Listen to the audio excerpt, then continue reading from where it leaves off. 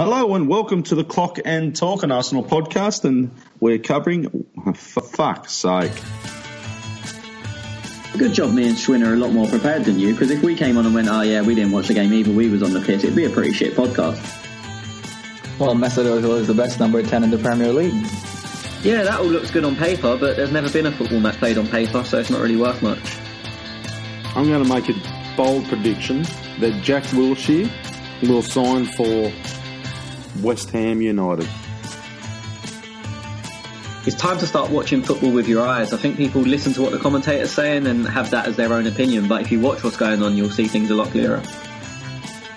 Schwinn, who do you think is going to win the Golden Boot? I think Alexis Sanchez might do a number on that this year. Yeah, okay. Tony talks about a clock being right twice a day. Tez is right every day. 5 from 5, lads. Fucking beauty!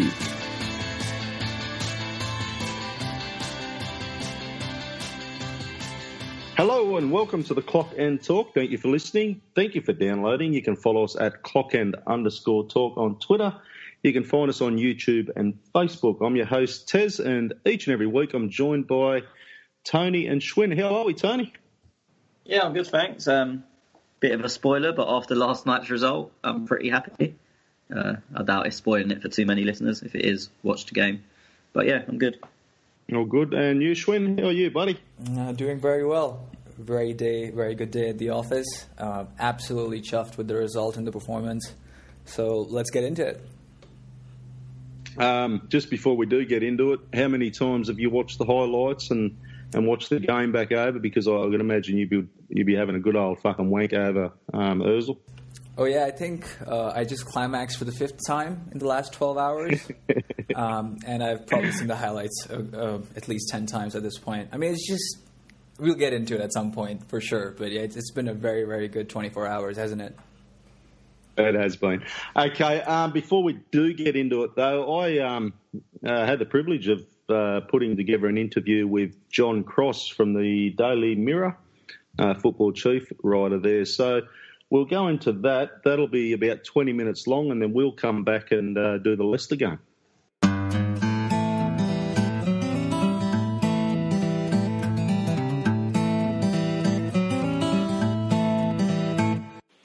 So this week at the Clock and Talk, we're lucky enough to have a very special guest, chief football writer for the Daily Mail, John Cross. How are you, John?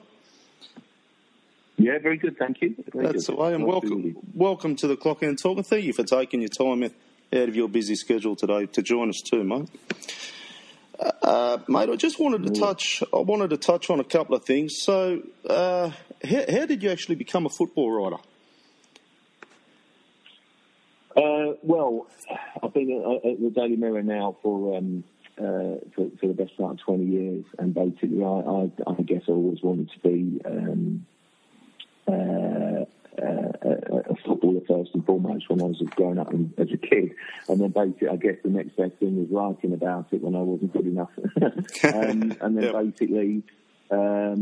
Started on my first local paper, which happened to be the Islington Gazette, which is obviously Arsenal's local paper as well. And then kind of started on news and went across to sport. Had another stint actually on an evening paper just to broaden my horizons really.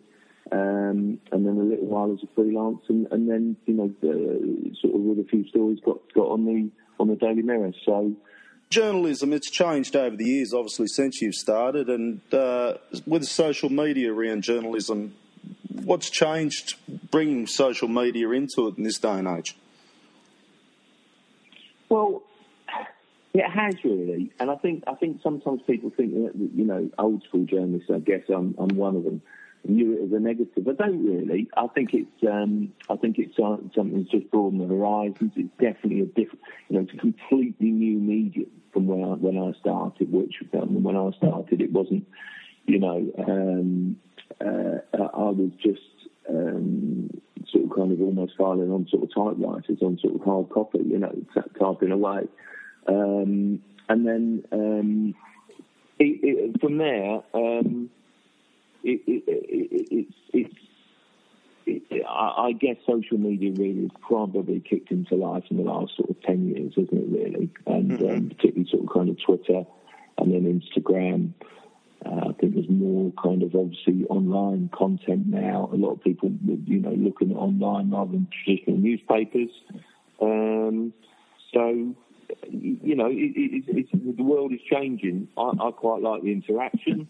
To a degree. It's not always pleasant, but I think it's quite nice to sort of kind of feel like you're a little bit closer. There's a bit more immediacy sometimes. It throws up new challenges, I guess, and new ways of working. It certainly increased my workload. Yeah, I bet it has. Now, you brought out a book in 2015, Arsene Wenger, The Inside Story of Arsenal under Wenger. So it's fair to say you're an Arsenal fan? Yeah, well, listen, I'm a huge admirer of Wenger. I do think that, I've covered Arsenal a lot, and I think the sort of the ins and outs of Wenger was a fascinating era of the club. I think it's the most significant sort of kind of period of Arsenal's history. And I thought the man sometimes, fun enough, when I looked at it, it was kind of, I don't think there's been too many books written about Wenger, which was an oddity when you compare the huge amount written on, for example, on Ferguson or Mourinho and the like. And I think it's just hopefully provided a little bit of insight into Wenger. It's interesting, isn't it? I think people immediately think that basically it's completely pro and completely positive, and in some ways sort of almost sycophantic about Wenger. Certainly not. I think you kind of got to judge him on his own merits. Don't think anyone would deny that the first 10 years was just an incredible period of time when he reinvented, I think, sort of Arsenal Football Club, the way they played, brought great success, unprecedented success, made history, did different things. Invincible season, incredible, won doubles, absolutely amazing, and did it in style. And then the second period of his reign was a different test. He made mistakes along the way. Frankly, I think one of the bigger mistakes was staying too long. I've always liked him, always respected him. He's brilliant for the media. I do think that basically he could have gone in 2014. I definitely think he should have gone in 2017. I do think sometimes the nature of modern football just means that people, crave change and crave different things. So to that end, I just think that sometimes you have to be realistic about these things. And do you think football changed? Maybe the change should have come soon. Yeah. Do you think football changed? Or like he was there for a long time, and his ways were, like you say, the first 10 years he was brilliant. And that was that second 10 years that he did struggle. What changed in football though, where Wenger didn't change? Yeah, I think sometimes it's, I've been asked this sort of question before, and it's an interesting debate really, because I think that Wenger, you're right, I don't think perhaps evolved tactically with certain changes and kind of to keep up with the Joneses in terms of like other managers. But basically the other aspect was that I think Arsenal were, I thought the kings of English football in sort of 2003, 2004, and around that time, I think they were hit with a double whammy. The new stadium, which absolutely impinged on their ability, I think, to compete, but also the influx of new money in terms of Chelsea and Roman Abramovich. It went from being a 2-horse race with Manchester United and Arsenal into very much a 3-horse race. With Chelsea, the new boys on the scene, and basically with United's wealth and expenditure as well, they kind of had to push themselves to a different level, and it left Arsenal failing, sort of trailing behind in their weight financially. I don't think they could kind of keep up during that particular time. I think Wenger went from signing kind of amazing footballers to having to take a chance on players, really. Some of them worked, some of them didn't.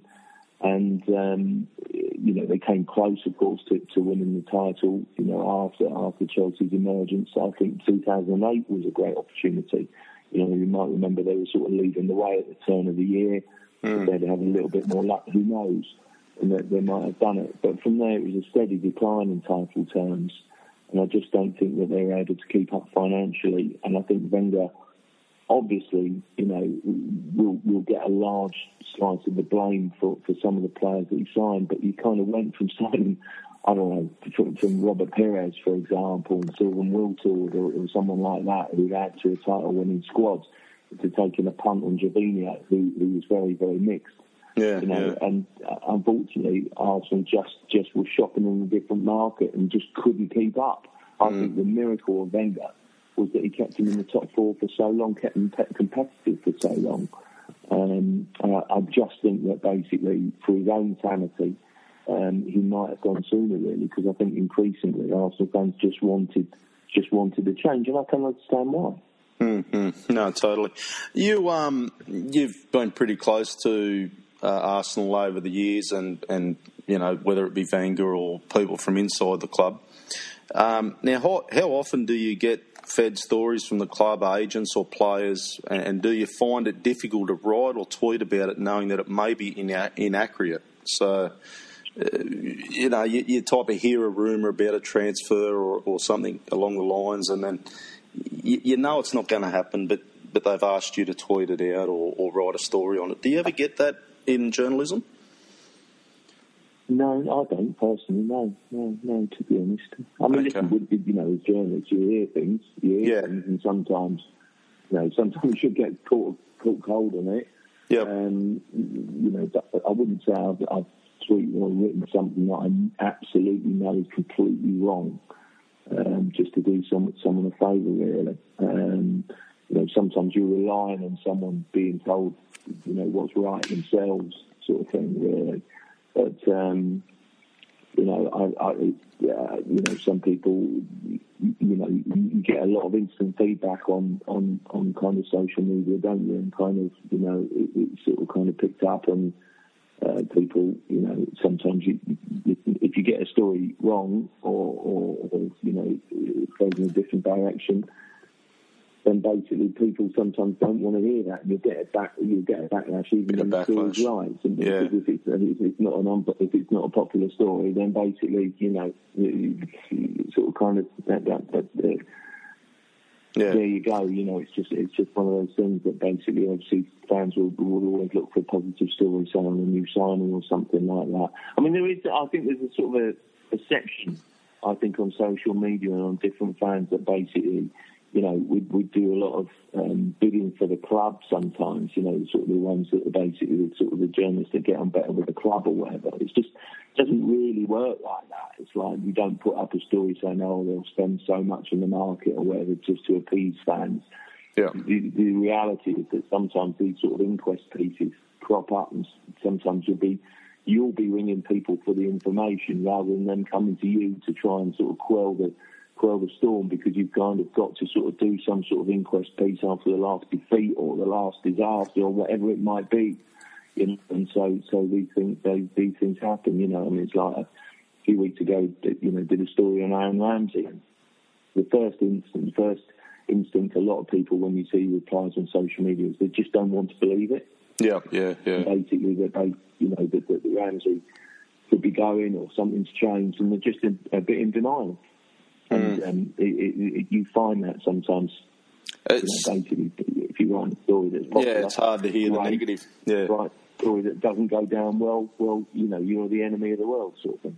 Mm-hmm. But you're doing your job in respect as well. Like you're there, you're a journalism to report the news or the stories or the facts. So you touched on the Ramsey article that you brought out. You in a position to understand or speak about what you heard about negotiations there? Or? Yeah, I mean, it's just, it sort of wrote at the time, really. It's an interesting one, because I know Ramsey sometimes divides opinion a little bit. I mean, he is a player who sort of signed for the club more than 10 years ago. He's obviously had his fair share, more than his fair share, I think, of injuries and setbacks. But I think when it comes to big games and big goals, Ramsey has always been incredibly reliable for Arsenal. And I think that basically there was this, perception that basically he was running his contract down to definitely leave. And listen, I just don't think it was like that. I think that basically, obviously, when other players are getting far more than some players, that you're going to try and drive a hard bargain. But I think they were close. They definitely hadn't agreed a deal as such, but they were close to agreement. And then basically, all of a sudden, that deal that was close to agreement was removed from the table. And Arsenal no longer wanted to spend whatever it might be, £180,000, £200,000 a week on Aaron Ramsey. And basically, that therefore says to me that either the board have had second thoughts, because I don't think people should underestimate just how challenging Arsenal's wage bill is. Arsenal got a good squad, but they've got a lot of squad players on bigger money than, say, a Man United have. And that might sound really strange, but it's how it is. Arsenal for a long time have tried to have a purge on the contracts, which has sort of spiraled out of control. So I think there's a mix of that, but also maybe it hints to me that basically Unai Emery likes Ramsey. Of course he likes him, he's playing him. But basically also the fact of the matter is that basically he thinks that perhaps the money, that if he's got limited money to spend on a wage bill, then he would be better served, in his view, to spend it elsewhere. So, there's a couple of things there. But I do think that, bearing in mind, Ramsey's been such a good servant for the football club, that I think, it was difficult for me to understand, why basically we're very close to agreement one moment and the next the deal was off the table. I'm not sure, if that were at Chelsea or Man United, for example, a lot of people in the media would sort of say, well, typical of those clubs don't treat their players that well. And I guess Arsenal down the years have been famed, I think, and rightly so, for, being very respectful, acting with real dignity and class. And it surprised me to hear about the inner workings of the deal. And now, I think come the end of the season, I think Ramsey will go. I don't think he'll go in January. I think he'll go at the end of the season. In the season. You think he'll stay in the Premier League? Well, I guess, I know him a little bit, and I think that my instinct would be that he wouldn't be averse to moving abroad. And basically, if Aaron Ramsey, who's a proven goal-scoring midfielder in the Premier League, is available on a free, there'd be a lot of big clubs, I think, willing to take him. I think it's always difficult when you've been at a club for so long at Arsenal to go and suddenly join someone else. Although I have heard that most definitely Man United and Chelsea are interested, but basically to go and join someone else and all of a sudden one week, you're playing for Arsenal and the next you might be playing against them. So, I think it's a real difficult one. If I were a betting man, I'd probably say abroad, but there's definitely strong interest from the Premier League. Everton is another one that I think. Yeah, okay. I know you pushed for time, John, and we'll wrap it up very shortly. I just want to get your thoughts. How do you think Arsenal have gone so far under Emery? Oh, really well. Listen, I was in two minds about Emery. I thought that basically, I think the club was so set in my eyes in the summer about Mikel Arteta that basically, that I was beginning to think, well, they're not really sure about Emery. Maybe they've gone for the safe pair of hands and the proven track record. But is that really the right way to go? And I always felt that basically Unai Emery did brilliantly, absolutely unbelievable at Seville, and then went to PSG, didn't have it quite his own way. So where do you class him? Do you class him as one of Europe's stellar coaches or not? So, it was a difficult balance. And I thought that basically Emery would do well at Arsenal. I just thought it would take time. I thought the top four would be beyond them this season. And I also thought it might take a couple of windows for him to bring in the players suited to his system. And his system is very different, I think, to Wenger's. I just think the way that he's suddenly embraced, the team, the fans have taken to him, which is massive. And then I think he's done really, really well. I think the positive signs are that he's getting results, he's getting consistency. I think sometimes they look a little bit vulnerable in defence, even though obviously in some games they've tightened up.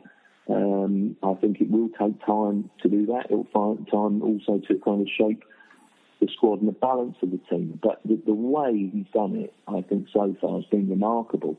To think of Arsenal after their wretched start because of the fixtures, suddenly in a position where they've been on this winning streak and confidence is sky high. Says so much about Emery's ability as a manager. I think it's interesting that he's taken the Europa League much more seriously, even in the opening rounds. Yep. He obviously thinks that potentially is a passage into the Champions League. He obviously did that with Seville. So, I think all round, I think Emery's, really surprising me, not in the eventual outcome, but just how quickly he's turning things around, because he's replacing a legend, and basically all of a sudden he's sort of really got the club firing and working, I think, to a really good pattern and a really good direction. No, I agree totally. So top four, you said, that you didn't expect at the start, but we've gone on this bit of a winning streak now. Do you think top four is probably, where we're at, or qualify for Champions League? I personally think that top four is still a bit of a, sort of an outside bet, really. You can't bet against it because they've done so well, in terms of results and form. But I still think if he gets top four, what an achievement that is. I think that's an amazing achievement to bridge a gap which was huge between, last season's sixth place finish and the top four. I mean, it's just remarkable. But I just feel that would be a big ask. My feeling would be that basically he, maybe might struggle to finish top four, but I tell you what, I think he's taking the Europa League very, very seriously, and I think he's got half a chance of perhaps doing that. I think that shouldn't be underestimated if he could kind of, sort of see a passage to winning the Europa League and winning a serious European trophy. That'd be an amazing achievement. Okay. John Cross, it's been a pleasure to have you on the Clock End Talk, and we thank you muchly and appreciate your time. All right, no worries. Thank you.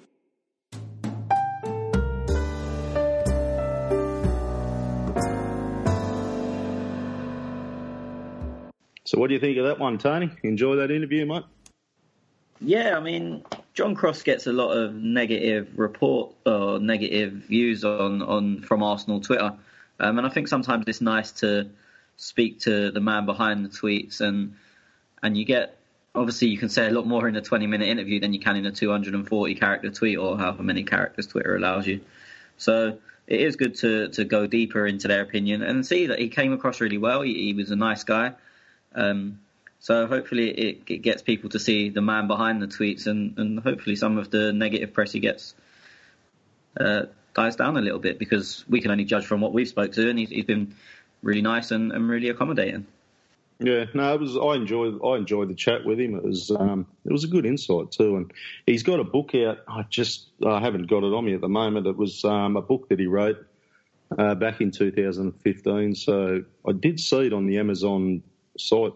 So look, I haven't read it. I'll put my hands up, but I will get involved in it, and I will give it a read.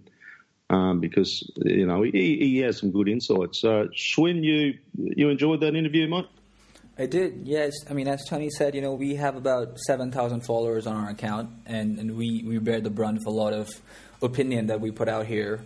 So I can only imagine what it's like for someone, who's a public figure and has hundreds of thousands of followers. So it was very interesting to hear the whole chat, and I'll throw the link up in our description for the podcast for the book that you're talking about. It's been updated since, as you said, it came out a few years ago, but it's been updated to account for all of Wenger's reign. So if anyone wants a detailed account on Arsene Wenger and the man behind Arsenal for about 22 years, it's definitely one of the more elaborate and comprehensive pieces out there. So highly suggest you guys read that.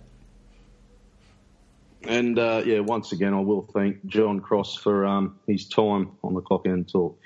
Okay, boys, let's get into this game, Arsenal v Leicester City. Now, I just want to, before we get into the positives, Tony, I've got one negative, I suppose. And going through the game, 17th minute, Rob Holding gets a yellow card, but it could have been 2 yellow cards. A handball? For me, I'll start, obviously, in the ground, no one really saw the handball. They didn't really appeal. We didn't even spot it. Obviously, I was driving back, and that was pretty much all they were talking about on the radio. And then I've watched it since. It probably is a handball, and it probably is a penalty. It was still 0-0 at that stage. So I've seen people go, and then they went 1-0 up, so it would have been 2-0. But that's obviously not how football works.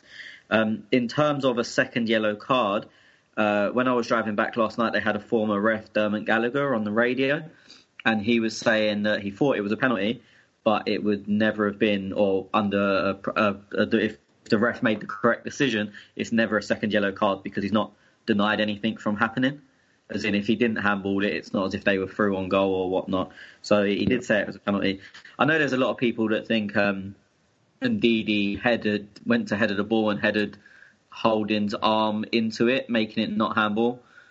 Even though that may have happened, for me, when your hand's that high, you're asking for trouble. As I said, I didn't spot it at the time. I didn't see it in the ground. Nothing was made of it.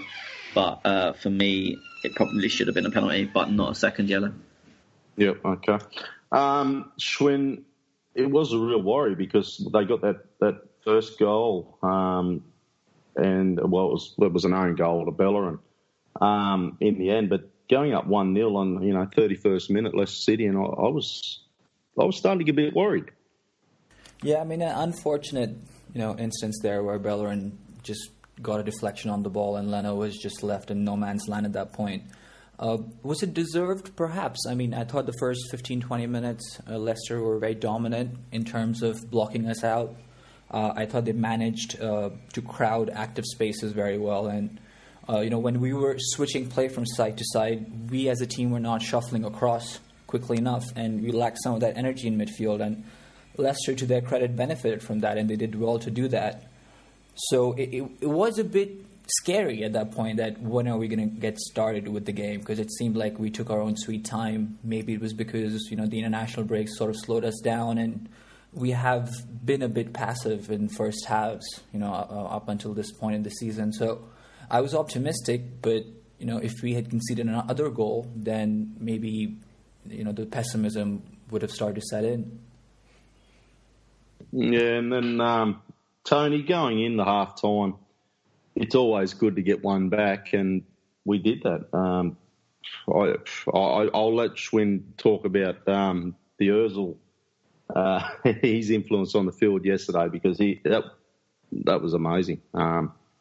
It was an Özil that we haven't seen probably in a long time, and geez, I'm liking the way he's playing. So yesterday's game, and geez, I'd love to see some more, mate.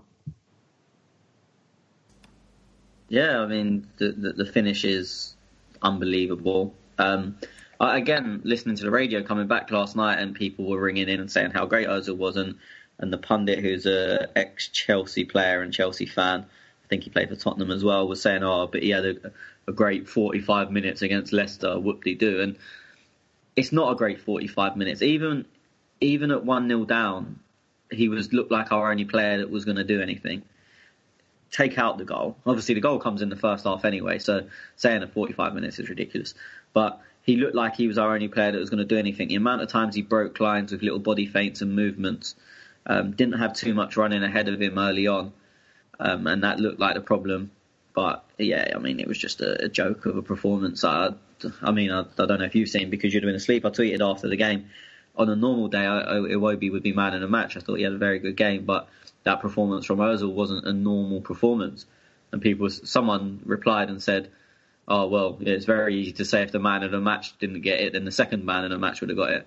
But I mean, that's not what I meant. For me, Iwobi was a high 8 or a 9 out of 10. And in 99% of games, that would get you man of the match. But as I said, I think we witnessed a very special performance from Mesut Özil last night. And what's that do? Going into the half time, we got the equaliser. That'd be huge confidence boost for the boys going into the sheds. Well, yeah, I mean, it changed everything. Not even so much from our point of view, because we have to be honest, we were outplayed in the first half, and that goal doesn't really change the team talk too much. It just means you're starting from a better place. Things had to change from that first half performance, whether it was 1-0 or 1-0. So I don't think it changes us too much, apart from, as I said, we're starting from a slightly better place. But it changes their team talk massively, because it goes from their manager just bringing them in and saying more of the same, we're all over them, to suddenly their manager going in and it's sort of like, well, we've played out of our skins and we're not even leading. So I think it does. It obviously does a lot for Arsenal's confidence, but it does more damage to theirs. Yeah. Okay, Schwinn. Talk us through that goal, mate. Just before that, we didn't really talk about the lineup today, so I think it's... Oh, sorry, I totally missed that. And you know what? Because I caught the game this morning, and there was... I got a couple of people tweeting to me saying, I'm messaging, Granit Xhaka's our new left back. I'm going to say, boys, I looked at the lineup, and when I seen... Who was it? Lichtsteiner. Medley. Who the fuck's Medley? So Who's that? He's one of our academy products, I believe. He's a young, tall, big center half, center back, whatever you like to call him, left-footed. And he was our only defensive reinforcement on the bench. So that does bring me on to what I was about to address, that no Nacho or Kolasinac active in the game yesterday. So Emery was also asked about them in the post-match presser, and he seemed to deflect a bit. He's not quite sure if they'll be available. Certainly not for Sporting, by the sounds of it. Socrates was another absentee from yesterday. But in came Lichtsteiner, who I'm sure we'll talk about at some point. And that meant, with Aubameyang and Ramsey on the bench, Mesut Özil played in the number 10 position. And to Tony's point, when you have Mesut Özil playing in his best position, then you'll get that from him. He was dropping deep to collect the ball, influencing the game as much as we could in the first half. I thought we could have done better, but some credit to Leicester there as well. I thought they did very well to cover the white spaces and get the ball out early to almost press us into moving with the ball and not being able to control the play. So some credit there, but I mean, that finish is just stupid good. Anyone who's kicked a ball before will know that when a ball is lashed into you that way, you have to do very, very well to get it on target, let alone caress it and guide it into the bottom corner. And he knew right away. I mean, as soon as he struck the ball, you could see him running away in celebration. And that's what you get when you have a player like Mesut Özil, who has a wonderful left foot. It's perhaps one of his most skillful goals he's ever scored. And, people will bring up that goal he scored against Ludogorets, which was, again, a great goal. But in terms of technique, I thought this was just up there with one of his best goals ever. And just going, you talk about the goal, and Tony does as well. I think it was a really class goal. But the lead up to that goal, I was blown away. I had to rewind and watch that again, because from the position of Özil to the whole finish was just class. That whole play, that whole lead-up play from start to finish was just special. Yeah, top drawer. I mean, the way he collects the ball from Granit Xhaka, and then that sudden change of pace to get away from, I think it was Iheanacho, or maybe it was Mendy who was trying to track him back. But, he runs with the ball very cleverly. He doesn't run direct. He sort of arcs with the ball. It gives the opposition an idea that they might have an extra second. He's just a very intelligent player. He understands the physics of the game, and he approaches the game with angles. He understands the flow of the game very well. And the whole lead-up, including Bellerin, who obviously was sprinting down the right side, providing support, I thought he did pretty well on that occasion. And then the finish, and as we spoke, just sublime in every way. Now, I'll stick with you because you follow Özil very closely. I would imagine you've got a couple of screens up watching him run around, like I do with Granit Xhaka. But what I want to know is this an influence that Emery has had on him? Do you feel the style that Emery's trying to do to provide here, and it's type of releasing Özil to play? I don't want to say better because he's always been great, but do you think we're going to see more of this season? I certainly hope so. And it's really tough to chalk it down to a certain someone or to an opponent because, look, we all know Mesut Özil thrives in that number 10 position. We've been calling for it for the last 8-9 weeks. So it's not a secret. It's a well-known fact that you put him in that role where he's able to influence the game more centrally and you'll get the best out of him. I think the manager deserves a lot of praise for what happened in the second half with the substitutions, the way he moved things around. I mean, Granit Xhaka was on a yellow card, and to see him in a left-back position, which was, of course, improvisation, was a shocker. But, Guendouzi's introduction helped. Aubameyang obviously was an instant impact as soon as he came on and was our match winner, essentially. So I don't know if Mesut Özil's performance yesterday should necessarily be chalked down to the manager. He deserves a nod in terms of putting him in that central role, but we know it hasn't happened so far, and it could be something to do with the Aaron Ramsey situation. But it's just Mesut Özil in his best position, doing what he does best, controlling games, giving opponents something extra to think about, doing the unpredictable. And, when he's flowing the way he was yesterday, especially for our last goal, there's just no stopping him. Absolutely no stopping him. You talked about that fantasy team. I was fucking shitting myself because I got Aubameyang in my fantasy team, and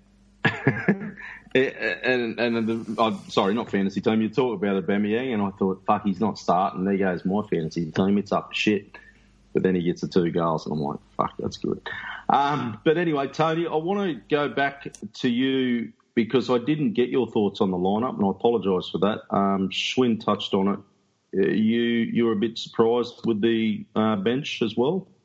Well, obviously, I don't think anyone knew about Kolasinac and Monreal being out. Well, I didn't anyway. So as soon as you learn they're out, I think the team pretty much picks itself. Ramsey's obviously been out of favour in terms of starting, and Iwobi's been in favour.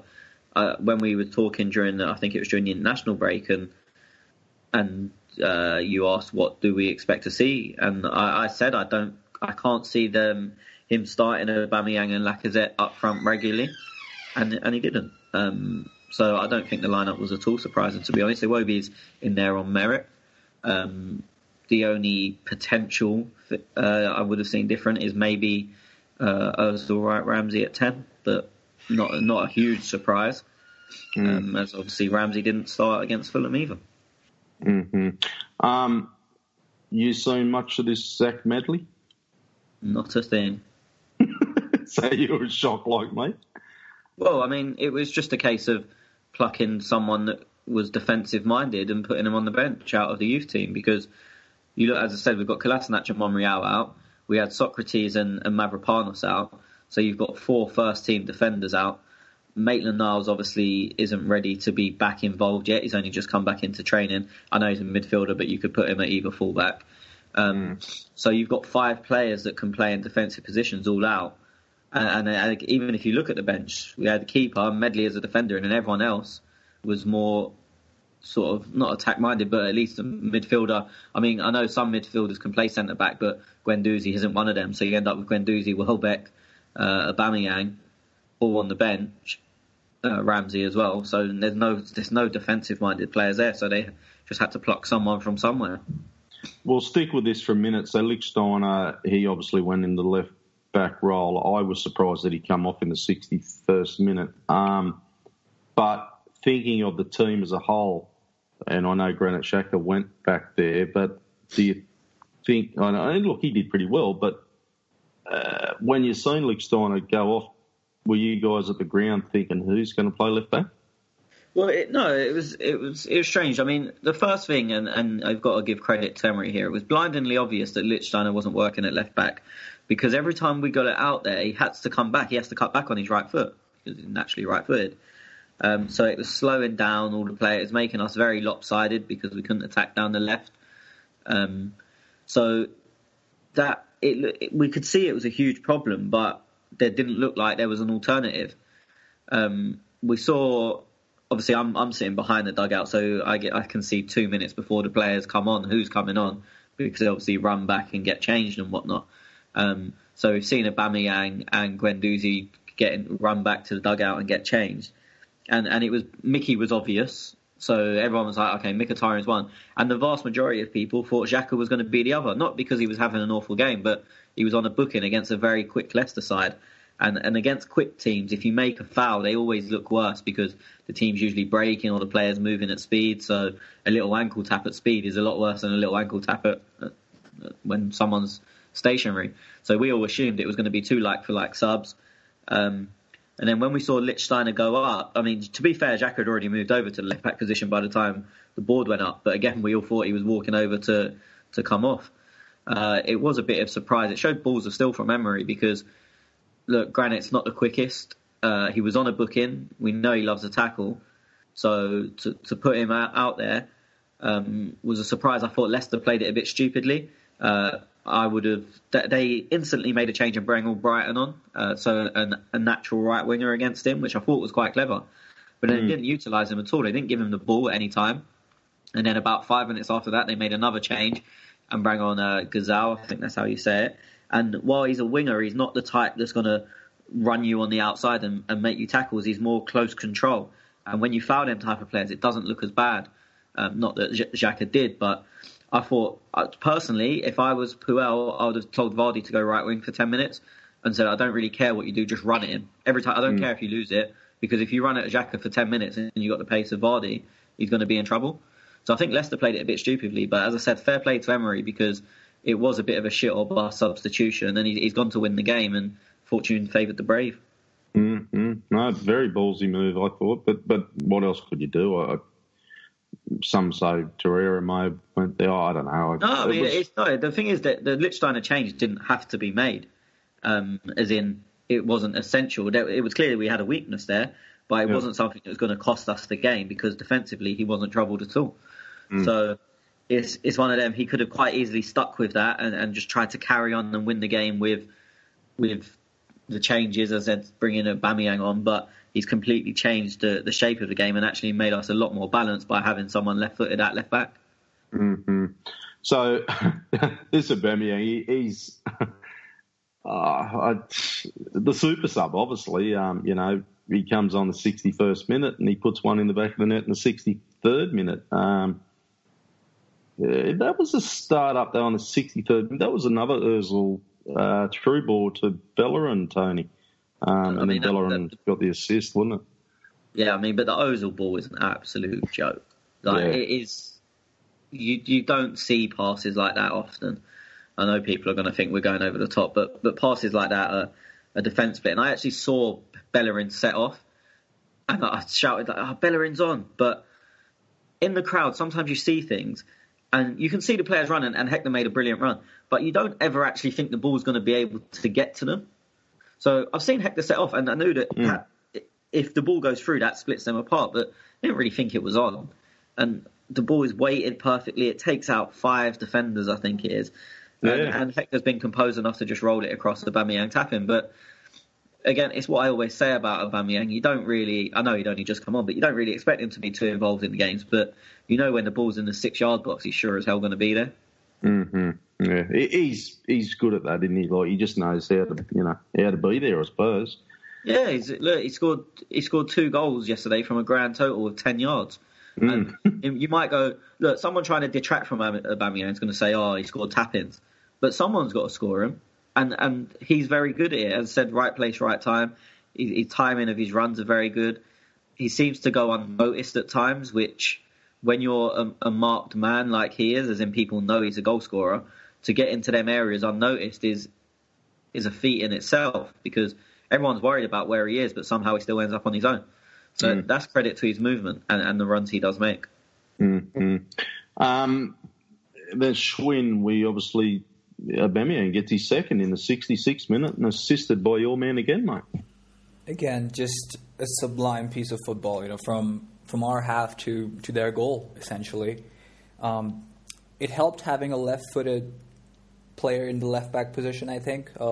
We spoke about Lichtsteiner, of course, but I thought Granit did very well once he was slotted into that position, to keep his head on his shoulders, not get carried away, by lunging in and committing silly fouls. And he was involved in that play as well. Found Torreira, who found Mesut Özil with a super flick behind him. He finds Guendouzi all the way to Bellerin. And I think that's where things started to really come into Mesut Özil's world, because the run he makes from there on is one where he places himself between Bellerin and Lacazette. He has the presence of mind to then deliver that dummy, because that takes out Maguire from the game completely. And Lacazette knows exactly what to do. Simple ball behind Harry Maguire, who's completely turned and has no way of recovering at that point. And Mesut Özil with a cheeky, outside of the foot pass to Aubameyang, who just couldn't miss from there. Lovely goal, lovely celebrations. I mean, I saw Lacazette run in the opposite direction. I saw Mesut Özil and Aubameyang run, towards the other, and just, even Alex Iwobi jumping around, and it was just special goal. I mean, I've seen comparisons with the goal we scored against Fulham. I still think the goal against Fulham is maybe just a notch better, but that's just a personal opinion. Of course, you can obviously disagree with that, but in that moment when we were playing football like that, and when we turned the style on, then we just cannot be stopped. And Leicester bore the brunt of that yesterday. Now we go to the 80th minute, and the little wizard comes off, Schwinn. I was a bit disappointed, actually, because I was like, give me more. Well, I think it was more to do with Lisbon to an extent. I think we will field out a strong 11 there. He'll certainly travel. If he starts or not, I'm not quite sure. I think he will, but he'll certainly travel. I also think it was, maybe to do with getting him some applause for that performance. He put his shift in. He gave a captain's performance yesterday, and it was just about giving him some applause from the audio from the Emirates faithful there. So game was over by then. 3-1, points in the bag. Let's think about the next game. Yeah. Okay. Look, it's man of the match, Tony. I know everybody's probably thinking along one name. So, Tony. Yeah, you can't watch that game and think of anything else. And as I said, I've probably been the harshest critic of Alex Iwobi, most Arsenal fans, and I thought he was sensational. But as I said, when someone plays like Ozil did yesterday, you can't give it to anyone else. So I would like to give a mention to Iwobi, but let's be honest, there's only one answer to that question of who's man of the match. Yeah, and Schwinn obviously agrees as well. Yeah, I put a poll out on our Twitter, and the results were 59% Mesut Özil, 16% Mesut Özil, 15% Mesut Özil, and 10% Mesut Özil. So there you go.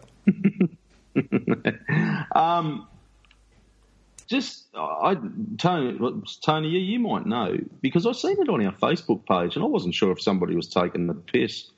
Did the Man of the Match award go to Iwobi? Yeah, apparently Sky Sports gave it to Iwobi, which... Wow. Okay. He was very good. And he was good, but yeah. I don't want it to feel like I'm criticising him when he's good, because I'm not criticising him at all. I thought he was excellent. But it's an absolute joke that he's been given man of the match yesterday. Yeah, I was blown. I looked at it and I thought, is someone taking the piss here with me or what? But yeah, okay, because I didn't see that bit. So, wow, okay. He was good, though. He was good. He's probably cemented his starting spot, you think? I think if we're going to play 4-2-3-1, which it looks like Emery wants to, he's got the left wing position at the moment. It's his to lose. Mm-hmm. There's other areas of the team. I've seen people say especially after the issue we've come on is Aubameyang keeps coming on and scoring. He's played an hour of football in the last two games as sub and scored 4 goals. So the issue is people are going to want him to come back in. They obviously want Lacazette in the team. If he stays 4-2-3-1, which I think he will, the only way to get them all in is Aubameyang left, Iwobi right. And when Iwobi moved right yesterday, he done well, but he is so much better on the left. So I don't really want to see him move to the right, but I do want to see Aubameyang in the team. So yeah, it's a problem Emery's going to have, and we'll see. I just want to get your thoughts, both of yous. And I don't want to criticise anything because it was a really good win. I'll just say it. I don't think Lacazette had a good game, boys. What was your thoughts, Schwinn? He didn't finish. He had a couple of really good chances at the very end. One was point blank. To miss that or to not score that is tougher than to score that. And I think he just didn't get clean contact.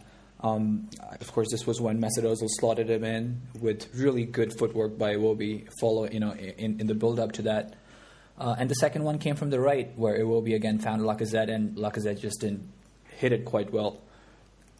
Look, you're not going to get what you get from Aubameyang, from Lacazette. He's not that sort of player. He likes to get involved. He drops much deeper and is a part of the play a lot. He also takes up a lot of defensive responsibility that maybe Mesut Özil doesn't quite do. And he works very hard. For me to say that he didn't play well, I think is a bit unfair, maybe a bit harsh. He was undecisive, in a few instances. But I thought he linked up play well, tried hard, and that's really all you can ask. Really a big bummer that he didn't get to score yesterday, because I'm sure he would have loved to, and I think he deserved it. Yeah. But I think it's a bit harsh to say that he wasn't good.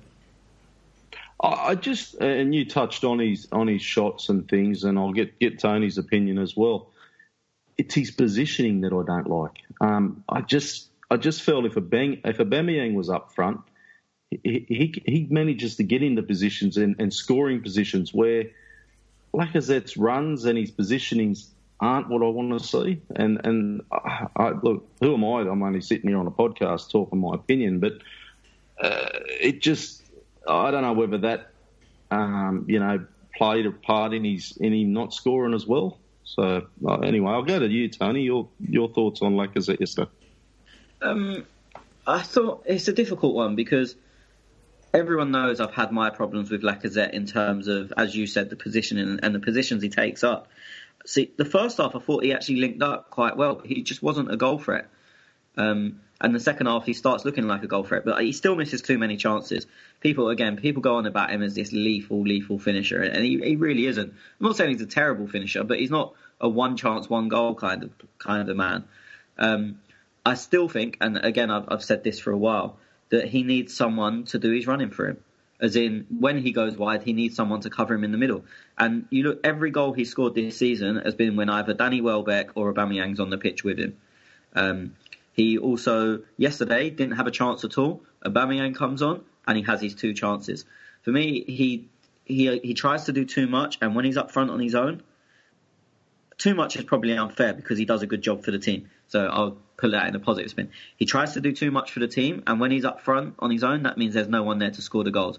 As soon as you bring on a Welbeck or an Aubameyang, when he makes them wide runs, you've still got someone in the middle, or someone else can make that wide run and he can stay in the middle. For me, in a 4-2-3-1, him up front on his own is not the answer, and it never will be. As I said, I think he's got four league goals and 1 Carabao Cup goal. He scored against Everton with Aubameyang on the pitch. He scored against Cardiff away with Aubameyang on the pitch, and Welbeck may have even been on by that time because it was late. There was only 5 minutes to go, so it may have been with both of them. He obviously got 2 against Fulham with playing up top with Welbeck, and he got 1 in the Carabao Cup against Brentford, again with Welbeck on the pitch.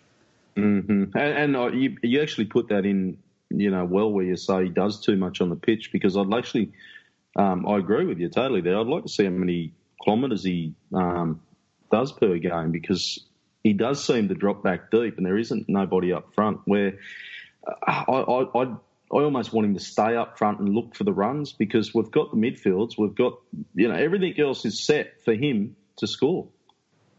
And I don't know whether he's been told to drop back and help Özil in defence. I don't know whether that's the go or not. I'm not sure, but I just I don't know. I just want to see a little bit more of him. I know he's had a good season so far, and it's all positive. But when we come against these Liverpools and Chelseas and Man Uniteds and whatnot, that's where I tend to think I get a little bit concerned. So.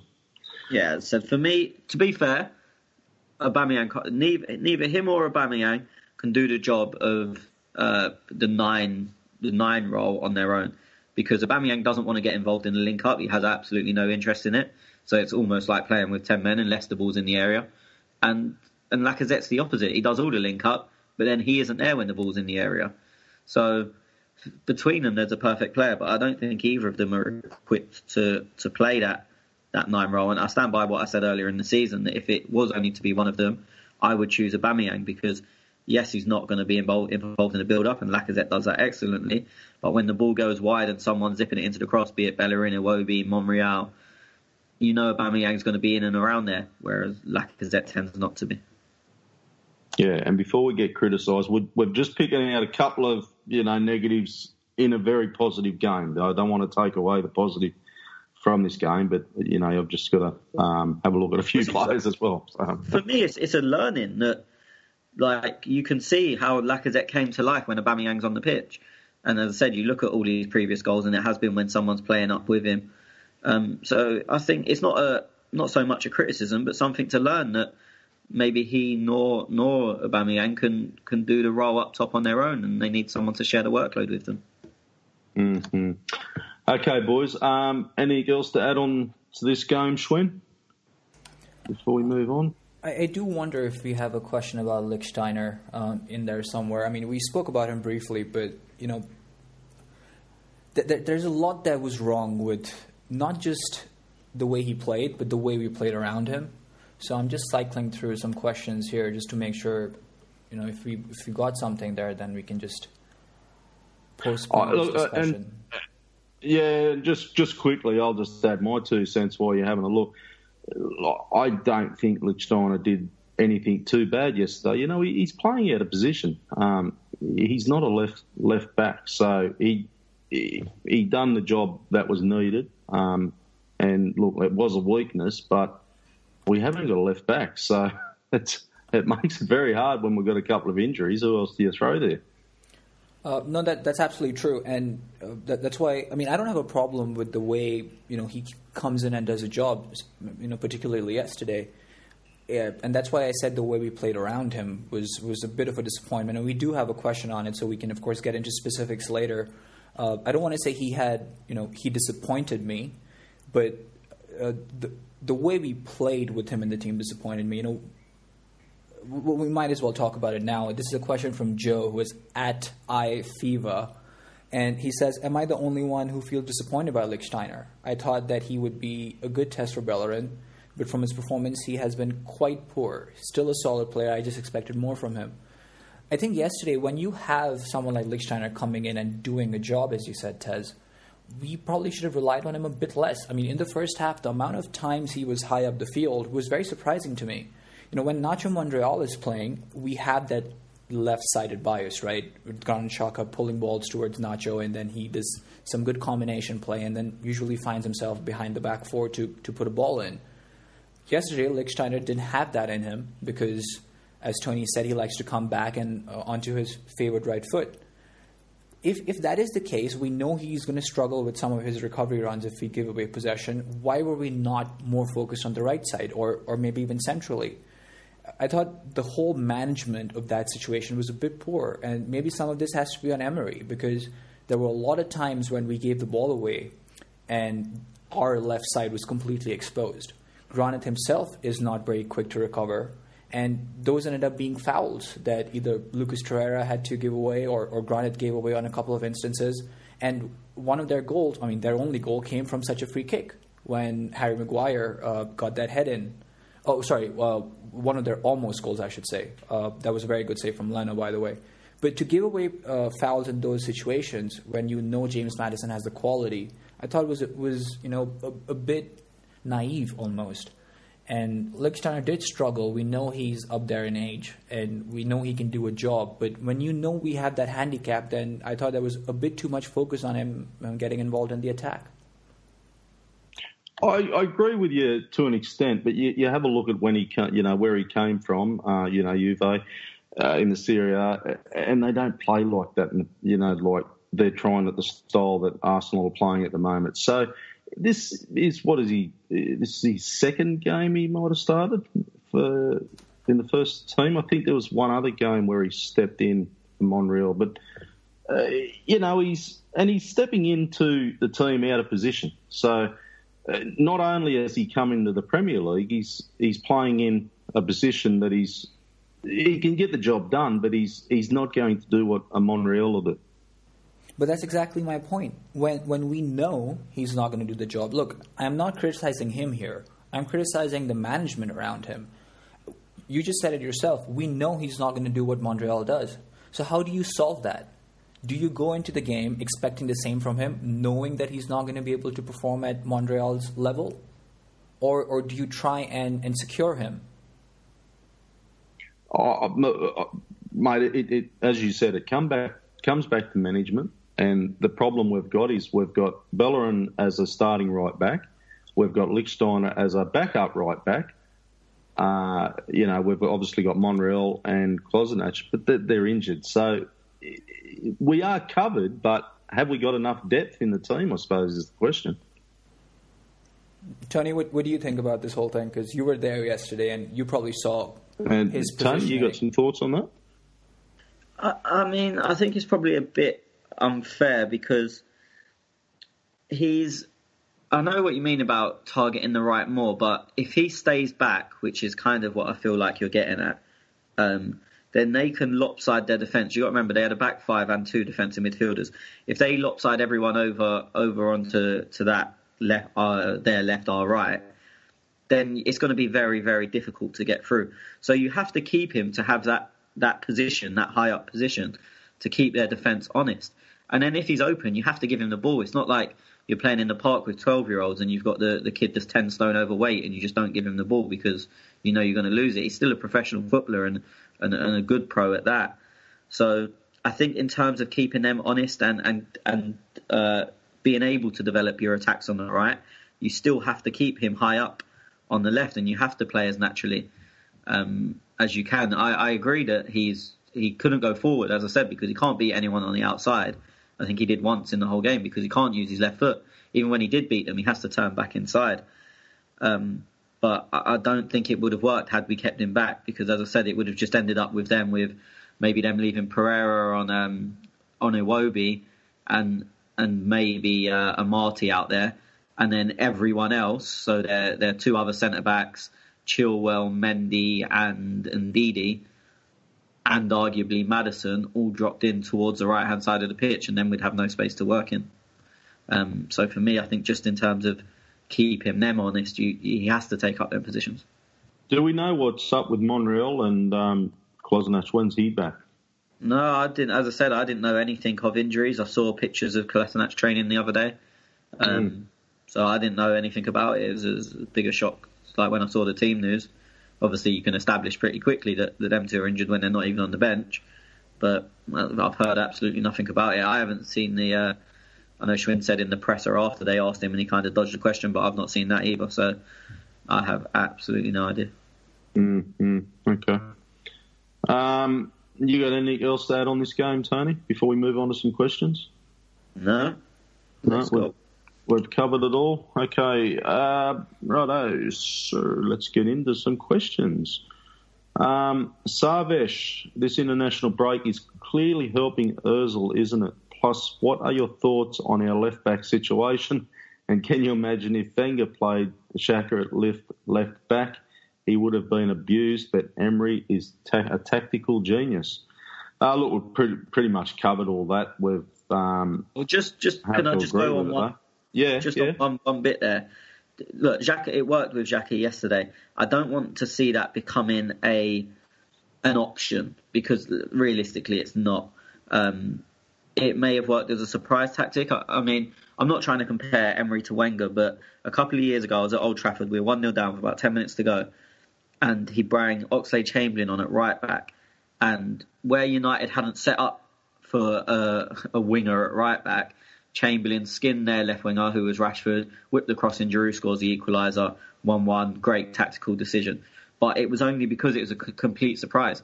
Every time we was losing in the last 10 minutes for about 3 weeks after that, Chamberlain came on at right back.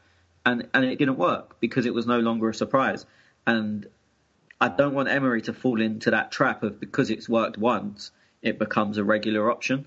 Because we all know long-term, Xhaka is not going to be able to play half hour at right back against the majority of teams. So I think we've got to see that for what it is and say, look, great decision on the day, but don't try and make it a regular thing.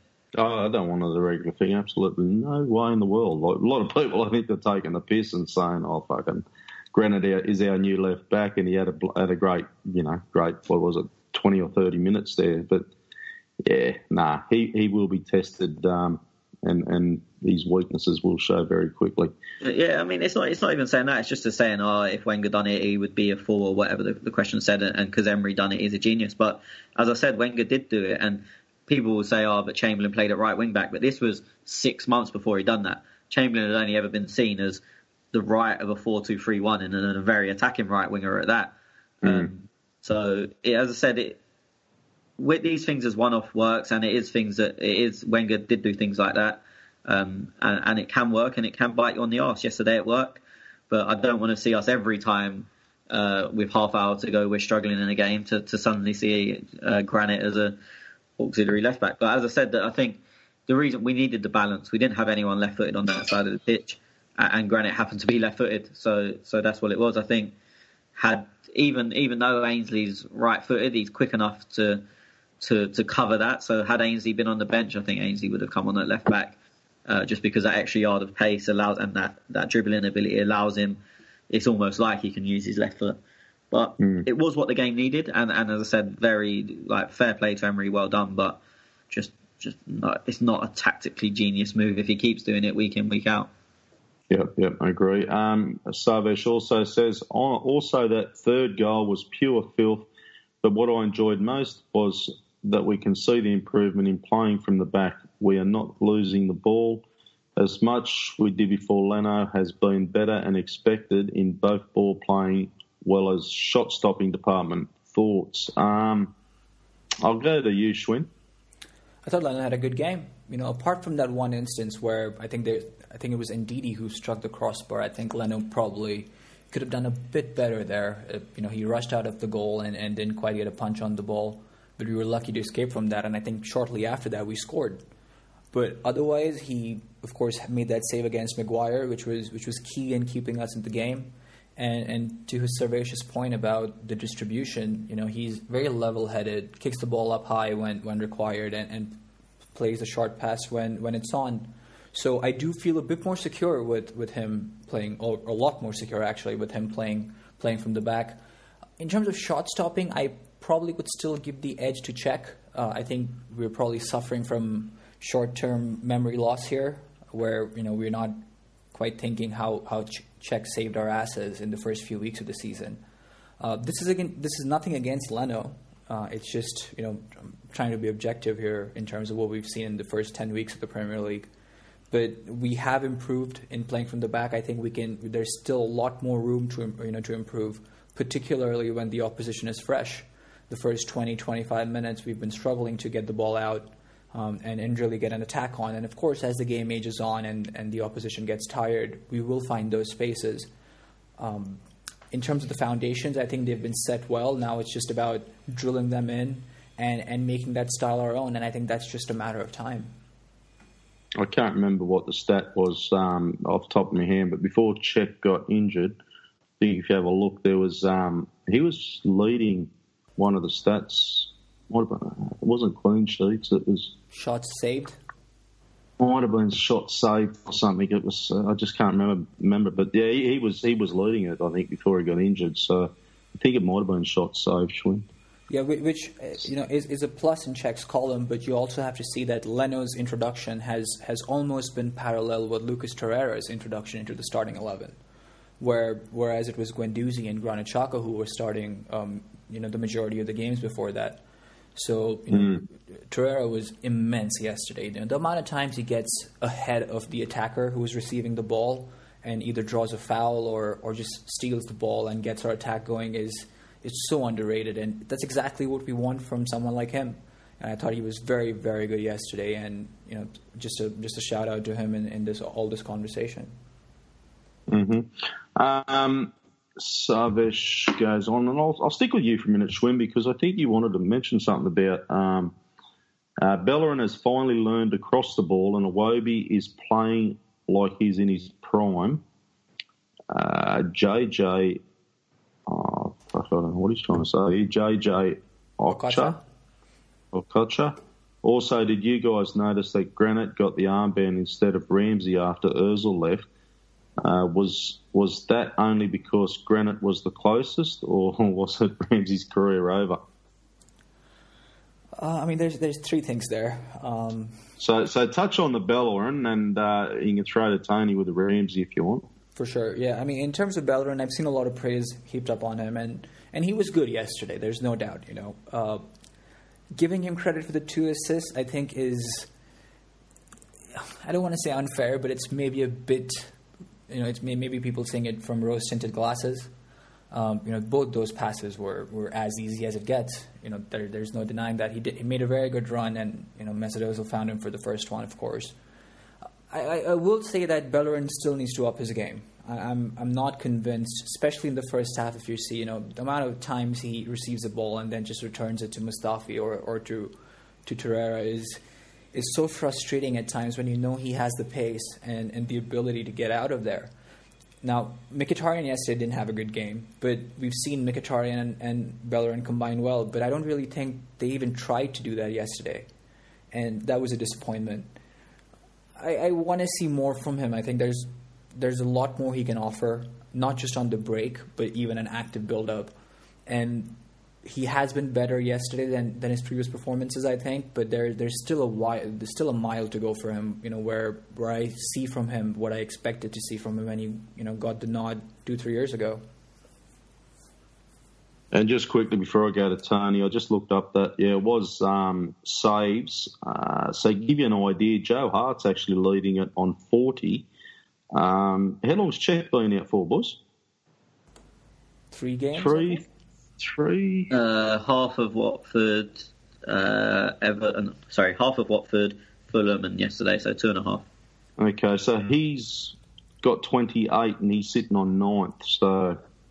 And Joe Hart has been good, so that gives you an idea. From 28, he was leading. I think he was leading the saves at that stage, and Matt Ryan's there on 3rd for 36. So yeah, so that for shot stops, Czech was up there before he got injured. Tony, the armband. So did you notice Granit got the armband instead of Ramsey? Was it because he was the closest? I think. It was just because he was in the game and he'd been playing. Because he did go to Ozil. Obviously, he was coming off at Ramsey anyway, but he was walking towards Ramsey, and then he kind of made a detour to Granit to give him the armband. So yeah, I think it was just because, as I said, he'd been in the game. It's very hard to come on as with 5 minutes ago or 10 minutes ago, whatever it was, as a captain, and then try and run the team rather than someone that's been on the pitch. For me personally, Granit's a better captain anyway. But as I said, I think it was just because he was the guy that was on the pitch and had been involved in the previous 80 whatever minutes. Okay, and if you hadn't, he's obviously asked this question now, not here in this podcast, but that was interesting. John Cross actually did mention that he probably thinks it's done and dusted, doesn't he, with the Ramsey career over at Arsenal. Yeah, I don't know what the question is, because you said he probably asked this question not hearing, but you didn't tell me. Oh, sorry. He was saying, well, with the armband, was it only because Granit was closest, or is it Ramsey's Arsenal career is over? No, I mean, for me, the armband doesn't signify that. There's a lot of players that are never going to be captain. Doesn't mean they're leaving. But I don't know. Ramsey is probably more likely to go than not at the moment, but not giving him the armband doesn't mean that his career's over. Otherwise, he wouldn't be on the pitch. Mm-hmm. Okay, Tony, I'll stick with you. Jonas, 82. Well, we did already discuss it. There's a couple of questions, so I won't go to you, Tony, because we've touched on them. But if you want to jump in, just do. So Jonas, 82. Iwobi is progressing amazing this season. What do you think is the main reason? Defence also says Iwobi has been revelation even from the right. Surely we go with Aubameyang left, Iwobi right for the next.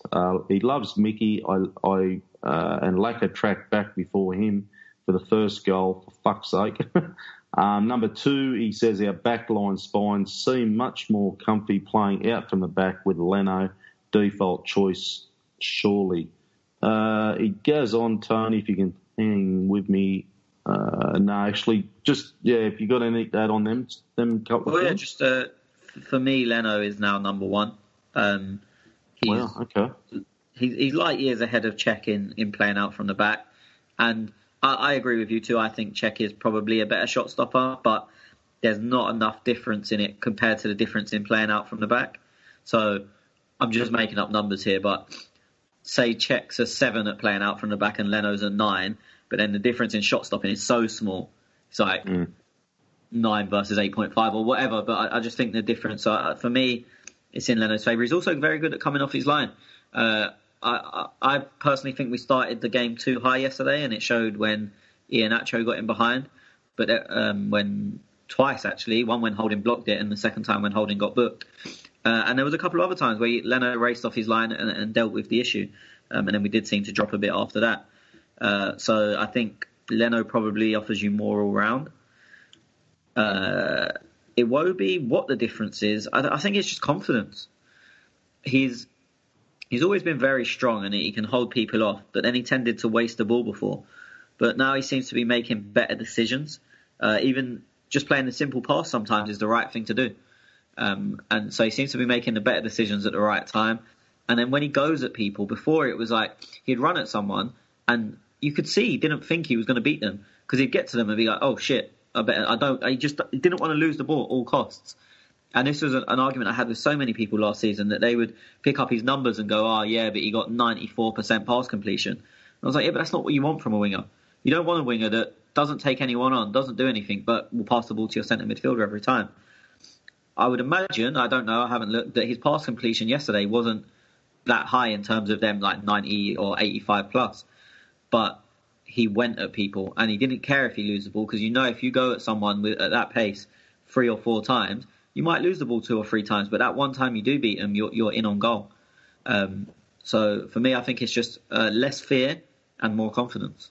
Okay. The only reason I say, oh, well, when you were talking about the Czech Leno, I agree totally with you. There isn't much of a difference between, and when you put it in numbers term or ratings terms, you're thinking about it, I'm thinking, for me, it is Leno too. But where I say, well, you've seen a little bit of Leno and you like what you see, because I'm pretty sure you were like, well, you know, Czech was the one to start, or was that Schwinn?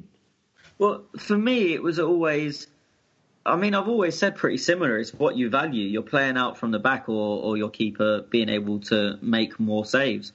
But for me, as I said, Leno's not, as I said, I stand by that Czech is a better shot stopper, but I don't think there's a huge amount of difference in it. And then playing out from the back, it's a huge gap. Yeah. So for me, as I said, overall, you look at, for me, it's Leno. I'm not saying it's a clear-cut decision, and there'll be times when Leno will make a mistake from playing out from the back, or make a shot-stopping mistake and let a goal in, and people will start moaning about it.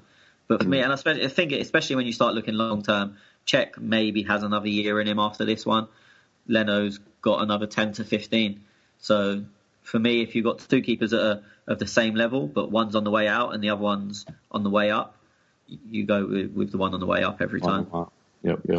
Schwinn, defence. So he's got, we're into the 3rd and 4th question for defence. Don't think we were as bad in the first half as it's made out to be, especially compared to other matches. And he says my concern is Emery won't rotate as much as one would like. Crucial Palace and pool games upcoming. Thoughts? I think we were poor in the first half. Maybe not as bad as other matches. Sure, that's entirely acceptable. And a lot is to do with the way the game evolves, and the opposition, gets tired and runs out of ideas, and that's when we flip our gear and can score goals the way we did yesterday. It still doesn't excuse the fact that we were poor, and that is a glaring area where even the manager, I'm sure, wants to improve. In terms of rotation, I think we have enough of reinforcements in midfield and up top to keep players happy, to keep fresh legs on the field, to start games and to end games. My concern is the defense, and if Socrates is available, that'll be a big option to have, because I don't think Holding necessarily had the best of games yesterday. But the left-back position is, of course, one of concern. Maitland-Niles should be available soon, and we don't know the status on Monreal Kolasinac, so that is the place I worry. And, typically looking towards the Liverpool game, it'll be Mohamed Salah who will be running down our left-hand side. So hoping Nacho can come back because he would be, I'm sure, the preferred choice for all three of us and the manager to take on Mohamed Salah. So let's see how things go. Hopefully Lisbon will, tell us a bit more in terms of who's available and the manager will have more clarity. But I'm keeping my fingers crossed that Nacho returns by then. Okay, Hakon Larson for Tony. Some of our attacking play last night was just insane. It's not about Wenger ball or Emery ball. This is about players on a very high level performing. This is what we're capable of, and we can't defend against it and people can't defend against it when it clicks. So it's pretty much more of a statement than a question. So Shree, he says, I know this will get discussed during the match summary, but I don't think that was a penalty. His arm only strikes the ball because Leicester player strikes his arm, and as a result, the arm moves and hits the ball. Not a penalty for him, just his 2 cents. I thought it was a penalty, but I think if it's awarded a penalty, it's probably got to be a yellow card. But then you said, Tony, not a yellow card for you, but a penalty. Yeah. As I said, for me, probably a penalty, not a yellow card. It wasn't blindingly obvious in the ground. I'm only basing that on what as I said, a ref said on radio last night. In terms of him saying, was it Shree who asked the question? Shree. Yep. Yeah. In terms of him saying he doesn't think it's a penalty, that's fair enough. But he'd be going, or I assume he'd be going absolutely wild calling for it had it been at the other end. So, I mean, obviously you've just said I don't think Schwinn gave his opinion on this, but just before he does, I know you just asked Schwinn the last question, which was from Rudran, or Defence. He actually tweeted during the game last night, watch football with your eyes. So, shout out to him. Yeah, you'd be proud of that. Tony's got a fan, look out. Schwinn, I didn't get your opinion on that one, mate. The penalty with the holding situation. I thought it was a penalty. I mean, even on first glance, I actually thought it was struck by a Leicester player as opposed to holding.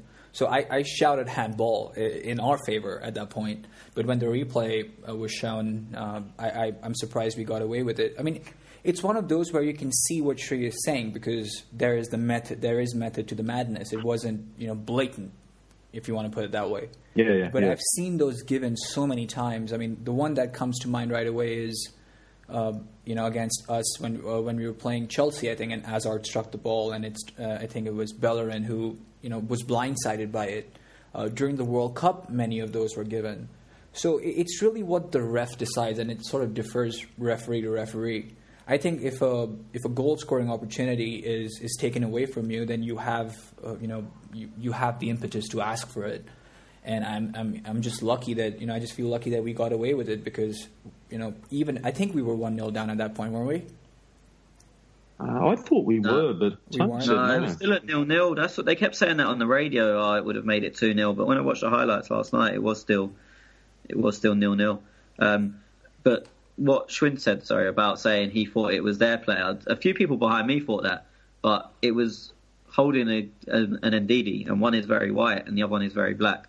So I was surprised that people were confused about who it was. But yeah, Schwinn, you're not the only one. People around me were going handball, and I thought, shut up. What's wrong with you? Had Leicester probably gone on with a little bit, it may have been given, but because the ref was right there, so it. And then when I watched it back, the ref was right there. He would have seen it, but he acknowledged it. And they didn't kick up a big stink. Yeah, they didn't even kick up a big stink, Leicester. Oh, no, it was only on the TV. Did they at the ground, Tony? Or were they carrying on? No, not really. No. I said their players didn't. I think it was only Maguire who made a half-hearted appeal. The rest of them didn't. Their fans didn't. There was nothing. Okay. No, interesting. Look, as I said, clear penalty for me, but I do see what Shree is saying. Okay, Clay. He's a Clay conservative. Do you think Emery will never start Aubameyang and Lacazette together up top, or will he continue to just bring on the other in the 35-plus minutes less of the game? not that I'm complaining, but those two can combine very well with Özil, and I think 10-0 result would be fair, very far then. Tony? Again, it goes back to what I said a couple of weeks ago. I don't think it might happen on the odd occasion against maybe a slightly weaker team who you expect are just going to come and park the bus. But in general, I don't think we're going to see them up top together. The thing is, if you play a 4-4-2, it's very difficult to then get Özil in the game. If you play him as a 10, which is where we want him, and it leaves the midfield horribly exposed unless you have two wingers who don't really attack, but then that kind of defeats the object. If they both tuck in, then you've got no width. I wouldn't be surprised if we see them again both together, but with Aubameyang coming from the wing and Özil at 10, and at the moment it looks like Iwobi on the other wing. So that wouldn't massively surprise me, but I think it'll be very rare that we see them start a game up top together. And I think correct me if I'm wrong, I think it might be 10 wins in a row now. So you're not going to break a winning form, Tony, but I know we've got Liverpool coming up, and they're going to be hard, Salah, Mane. Does a 4-4-2 set us up better than a 4-3-2-1? 4-2-3-1? Sorry, yeah. Yeah. Looking at the Liverpool game? Yeah. Not for me, because as I said, it leaves either Özil not playing or out on the right, I guess. And you don't want him really going back with Robertson, especially if you've got Mane and Bellerin on that side. I think that too, Robertson and Mane against R2, that you'd make them favourites. Going both ways, to be fair. Them attacking and them defending, because Ozil's never going to get in behind Robertson. You're leaving 2-on-2 against Van Dijk and probably Lovren, which you'd probably fancy our chances there. But I think you're losing battles everywhere on the pitch just to try and win one battle up front. I think you have to be more safe and more cautious. I'm not saying we need to park the bus, but I think 4-2-3-1, it allows you the two screens in front of the back four, and then you've got your wide players that can go back with their fullbacks if their fullbacks bomb on. And hopefully our wide players will be players with a bit of pace who then can get in behind their fullbacks if they've gone too far forward. Whereas I think a 4-4-2, unless you drop Özil, but then who do you play on the right? Mickey, maybe, but Mickey's certainly ain't going to defend with Robertson, and he ain't going to get behind him either. So I just worry about that. I just worry about their midfields. That's all I'm thinking. Yeah, but if you're saying 4-4-2, then you're picking their three midfielders against R2. They'll win that battle every time. So if you go 4-2-3-1, you get your 10 to sit in front of the two, which Özil does anyway. You get your 10 to sit in front of Xhaka and Torreira if it is them two, and then it's a 3-on-3. So you're matching up. And if it is a Iwobi playing on the left, he likes to tuck in. So you can almost make a case of saying it's 4-on-3 in our favour. Whereas if you go 4-4-2, there is only going to be two in there against their three. Yeah, okay, well done. Look, I don't think he'll change anyway, because you don't change a winning streak. And the minute he does, and if we lose, he probably... he's made changes. He went 4-4-2 against Fulham. He's explored with different things, but I think 4-2-3-1 looks like his favoured formation. And I'll be amazed if he doesn't play that against Liverpool. I wouldn't be surprised if he brings Ramsey in at 10 and moves Özil out wide, though. I really wouldn't. Okay. Just against Liverpool, you think? Yeah. I'm not saying it will happen. I'm just saying I wouldn't be surprised. I wouldn't see that and think, I'm amazed by that because of the energy of the Liverpool midfield. But I would be amazed if he doesn't play 4-2-3-1. Yeah, okay. I'm just trying to get the two up front somehow. But yeah, you're dead right there. Vish says, what do you guys think of Maddison and Chilwell? Should they be targets for departing Ramsey and an aging Monreal, Tony? I am a huge James Maddison fan. But I think he's not getting away because he's playing well, but when he makes mistakes, it's like I was saying about Guendouzi after the first couple of games of the season. When he makes mistakes, it's he's young. When he does things well, I'm talking about Maddison here, it's like, he should already be playing in the top four. And it's like, you can't have it both ways. And I know people earlier in the season said I was criticising Guendouzi, and I really wasn't. but you can't have it both ways. Do you know what I mean? So I think with Maddison, I think he will be a top player. As I said, I'm a huge fan of his, but he needs time in the league, and he needs to get to that point where he gets criticised for his mistakes, because that's the only way he's going to cut them out. If every time he makes mistakes, people go, oh, it's because it's his first season or because he's young. Do you know what I mean? It's just going to be accepted, and you get players that don't kick on like that. Ross Barkley had the same thing. But 4 years later, he was still making the same mistakes because he was always allowed to get away with them. And now maybe it looks like Chelsea have half sorted him out a bit and he's cutting them mistakes out. But that's wasted 4 or 5 years of his career. So I think Maddison needs to stay where he is for at least this year, maybe another year, and iron out them mistakes. But if he does, he's going to be one hell of a player. Chilwell, everyone was linked with him. Before he'd even played for Leicester, or maybe he'd played 1 or 2 games as their second choice left back. Everyone was raving about him. Everyone in football was talking about him. And I saw him play, and I watched quite a lot of games when he first started coming to the team, and I thought, this kid's got nothing. Like, I couldn't see what everyone was going on about. But then suddenly, I think probably only since the start of this season, he had a blinding game against Man United, Leicester's first game away at Old Trafford. And I think he's just been excellent in every game since. He's been good when he's played for England. And everyone else was right and I was wrong. I don't know where it's come from, but he looks unbelievable. And Leicester have recognised that because they just got him to sign a new deal this week. So it's going to cost a lot of money for someone to take him. But if he carries on the way he's been playing in the first 10 games for the rest of the season, he'll go in the summer for a lot of money to someone. Okay. Schwinn, Vish says the result glosses over a very shaky start. We can skip this, but he does make a point here. Had there been Mike Dean or John Moss, we would have been a man down. I presume he's talking about the holding thing, so he's probably thinking second yellow as well. The team must be commended for the spirit to stay calm and fight their way back and regain control of the match. Will this be enough to regain a top 4 spot? I think he's very much spot on with the way he's thinking there, or at least is parallel with my thinking there.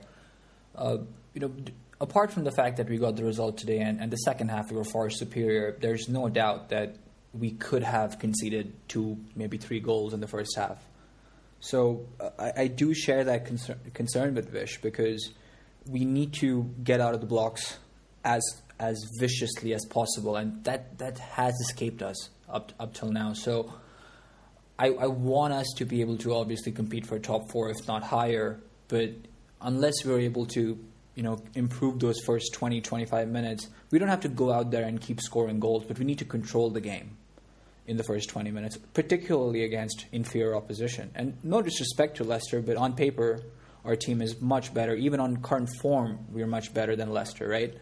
So based on that logic, I would imagine that Emery has his eyes focused on those first 20, 30 minutes or the first spell of the game where we either need to get ahead or be able to control the game in a manner where we're not being threatened at all. Without that, I think a top 4 spot might still be, without our reach. Okay. Vish asks, what was Tony's reaction to the substitute taking off Lichtstein and putting Granit at left back? I think we pretty much touched that, Tony.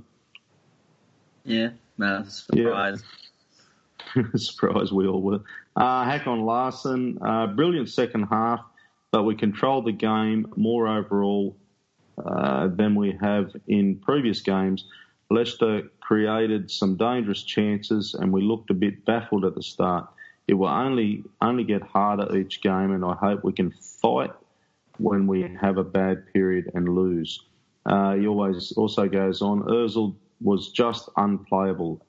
Emery realised that right before the 80 minute, when he subbed him off, laugh. The debate about who should play 10 is dead. There is no competition. Utkash, whatever his name is. Is a Iwobi on the right and a Aubameyang on the left a viable option? Tony disagrees, but you probably think that if that's going to happen, that's the way it's got to happen. Yeah, I think if Aubameyang plays on the left, then it's between Iwobi and Mickey. Iwobi's definitely been better in the last few weeks, and it remains to be seen because Iwobi was good on the right when he went over there yesterday. Look, we can only go off past performances. And previously, he's been a lot worse on the right than he has on the left. But then, if you go on past performances, you would say, based on last season, Iwobi shouldn't be anywhere near the team. So I'm going on past performances, which have proved to be inaccurate, but that's all we have to go on. Yep, okay. Can I quickly make a bold prediction? We'll get to some bold predictions soon, but if you want to, yeah. Well, just since we're on this subject, I think that is the way we're going to shape up against Palace. Okay. So that's your bold prediction. Is that bold? I don't know if that's bold enough. Well, we haven't seen it so me. far for from a starting point of view. And we do have a midweek game coming up, so we don't know what's going to happen there. But I do think that the way we played the second half of the second half, of course, keeping all other factors aside, I think we looked very, very dangerous. And, of course, the game had opened up by then. But I think that's something Emery might be tempted to try. And it could be a template for Liverpool as well. Okay, I'm going to make a bold prediction since we're on bold predictions. Aubameyang will come on in the 61st minute against Palace and score 2 goals. Is that bold? Yeah. Well, I mean, he's done it 2 weeks in a row. So. Well, I just thought I'd get in quick so I can say I'm right again. Cosman Buta. Is Leno a performance satisfactory so far, shot stopping and distribution wise? Yes, we touched on that. Schwinn, I didn't get your opinion on that though. On what? Leno. Who's your number one there? Leno, I'll check. It's Leno's to keep. You don't rotate goalkeepers out just for the sake of it. You only move them out when they're in a slump or suffering from bad performances. And till the time that happens, I don't see Leno being shipped out. Okay, Kurnos. A notorious slow start, and we lack any form of control during the first 20 minutes. Why is that, and why do we improve this? How do we improve this? Oh, I don't know. Anyone want to have a stab at that? Well, I mean, I think Leicester are probably the wrong team to do it against, but we tried to start on the front foot, and I don't want to say press them hard, but play high up the pitch and give them little room to work in. The issue with Leicester is they do have some technically good players like Maddison. Ndidi is a very good player. But they're also more than happy to just pump it long to Iheanacho and Vardy. And I don't mean like play it in behind and give them something to run onto. I don't mean pump it long and just smash it anywhere. So I think we've tried to take the initiative yesterday, but Leicester were just the complete wrong team to do it against, because they're more than happy to just spin in behind. And as I said, it showed twice with Iheanacho got in and Holding blocked the shot, and then Holding had to foul him and get booked at another time. And then after that, we kind of abandoned that plan, and it probably took us another 10 minutes to get used to the now plan B. I think you've got to pick choose your battles. Against someone like maybe a Fulham, you can press like that. It's not so much a press, it's how compact you make the pitch and give them little room to work in. And against someone like Fulham with a Mitrovic up top, he's not going to really spin in behind and beat you for pace. You can do that. So I think we saw signs yesterday of Emery trying to fix our first half or first half hour performances. I just think he probably done it against the wrong team. I just want to say though, people are talking about slow starts, and yes, we've had our fair share of slow starts. But you know what I like most about this Arsenal team this season, and I'm not blaming Wenger for last season and season before, but we're fighting it out. We're going down 1-0 and our heads aren't down. We're taking the battle back. And we're coming out and we've just won 10 games in a row. Even was it Chelsea? I think we lost the game, but did we go down 2 goals? Yeah, against 2-0 Chelsea? down. I think, and we come back from that. We almost could have got the draw in that game. So I'm with you, but I think there's positives and negatives from a lot of situations. So you could say, yeah, we're coming back, but then obviously the negative is we're going behind in the first place. Look, we've played 9 Premier League games now, and 8 of them have been draws at half time. It means you have to play the whole 90 minutes, which I don't mean that. Obviously, a game's always 90 minutes, but if you're 2-3-0 up at half time, you can cruise the second half and save some legs for the next week or whatever, and start making subs that to give players a rest. And I think yesterday, off the top of my head, and Fulham, sorry, are the only times we've been able to make subs as a complete rest. So Özil came off with 10 minutes to go, the game was done, and you know what, here you go, have 10 minutes off, and the same with Lacazette at Fulham. But in general, where we're turning games into 45-minute games by always being level at half-time, and then you're giving yourself very little opportunity to, one, use the whole squad, and two, rest players. Mm-hmm. Yeah, look, I agree, and Emery wouldn't be happy with it. I'd imagine he'd be wanting to fix it and fix it quickly. But last season, if we went down 1-0, you could guarantee we'd lose the game 2 or 3-1 or something. You know, it was, I think that's harsh, because if you look at our home record last season, look, our away record was a disgrace, and there's no point even going over it. But if you look at our home record last season, we dropped points to United, City, Chelsea, and Liverpool. We were down versus Chelsea, we were down versus Liverpool, and we got draws in them both. And we beat every other team. So whether they went 1-0 up, I know off the top of my head, just the first team that come in my head, Swansea went 1-0 up against us, and we went on to win. So I think people are kind of reinventing things that didn't happen to try and, do you know what I mean? Like, as you've just said, if we went 1-0 down last season at home, we was fucked. But that's and I've probably got a lot of the away games on the top of my head, to be honest, more so than our home game. Because you're right, our home game, they were good. So it was more the standout for last season. If anybody, you know, said to me, Arsenal last year, the disappointing was, what we get, 1 away win? Yeah, no, 4. But again, that makes another point invalid, because you've said, you're focused on the away games. When we go behind, we've come back. We've only been behind away once, and that was to Chelsea. Cardiff, we went 1-0 up and they made it 1-1. We went 2-1 up, they made it 2-2. Fulham, we were 1-0 up, they made it 1-1. So at Newcastle, we were 2-0 up, they scored 2-1 last minute. So yeah, look, we're getting the wins, and it's not I'm not trying to criticise in any way, but I think people are kind of reinventing what's happened previously to try and fit a point they're trying to make, rather than using what actually happened. Yeah, no, I'll take that on board. Yep, no, for sure. And yeah, okay, if I'm wrong, I'm wrong there. Okay, where am I up to? Schwinn, Sultan. Is there anyone else in the team that can play Torreira's role in the midfield? Nope, absolutely not. The way he plays and what he brings to the table is very unique. And I think we have a gem on our hands. I mean, look, there's a lot you can say about Torreira, but I think everyone understands what he's capable of.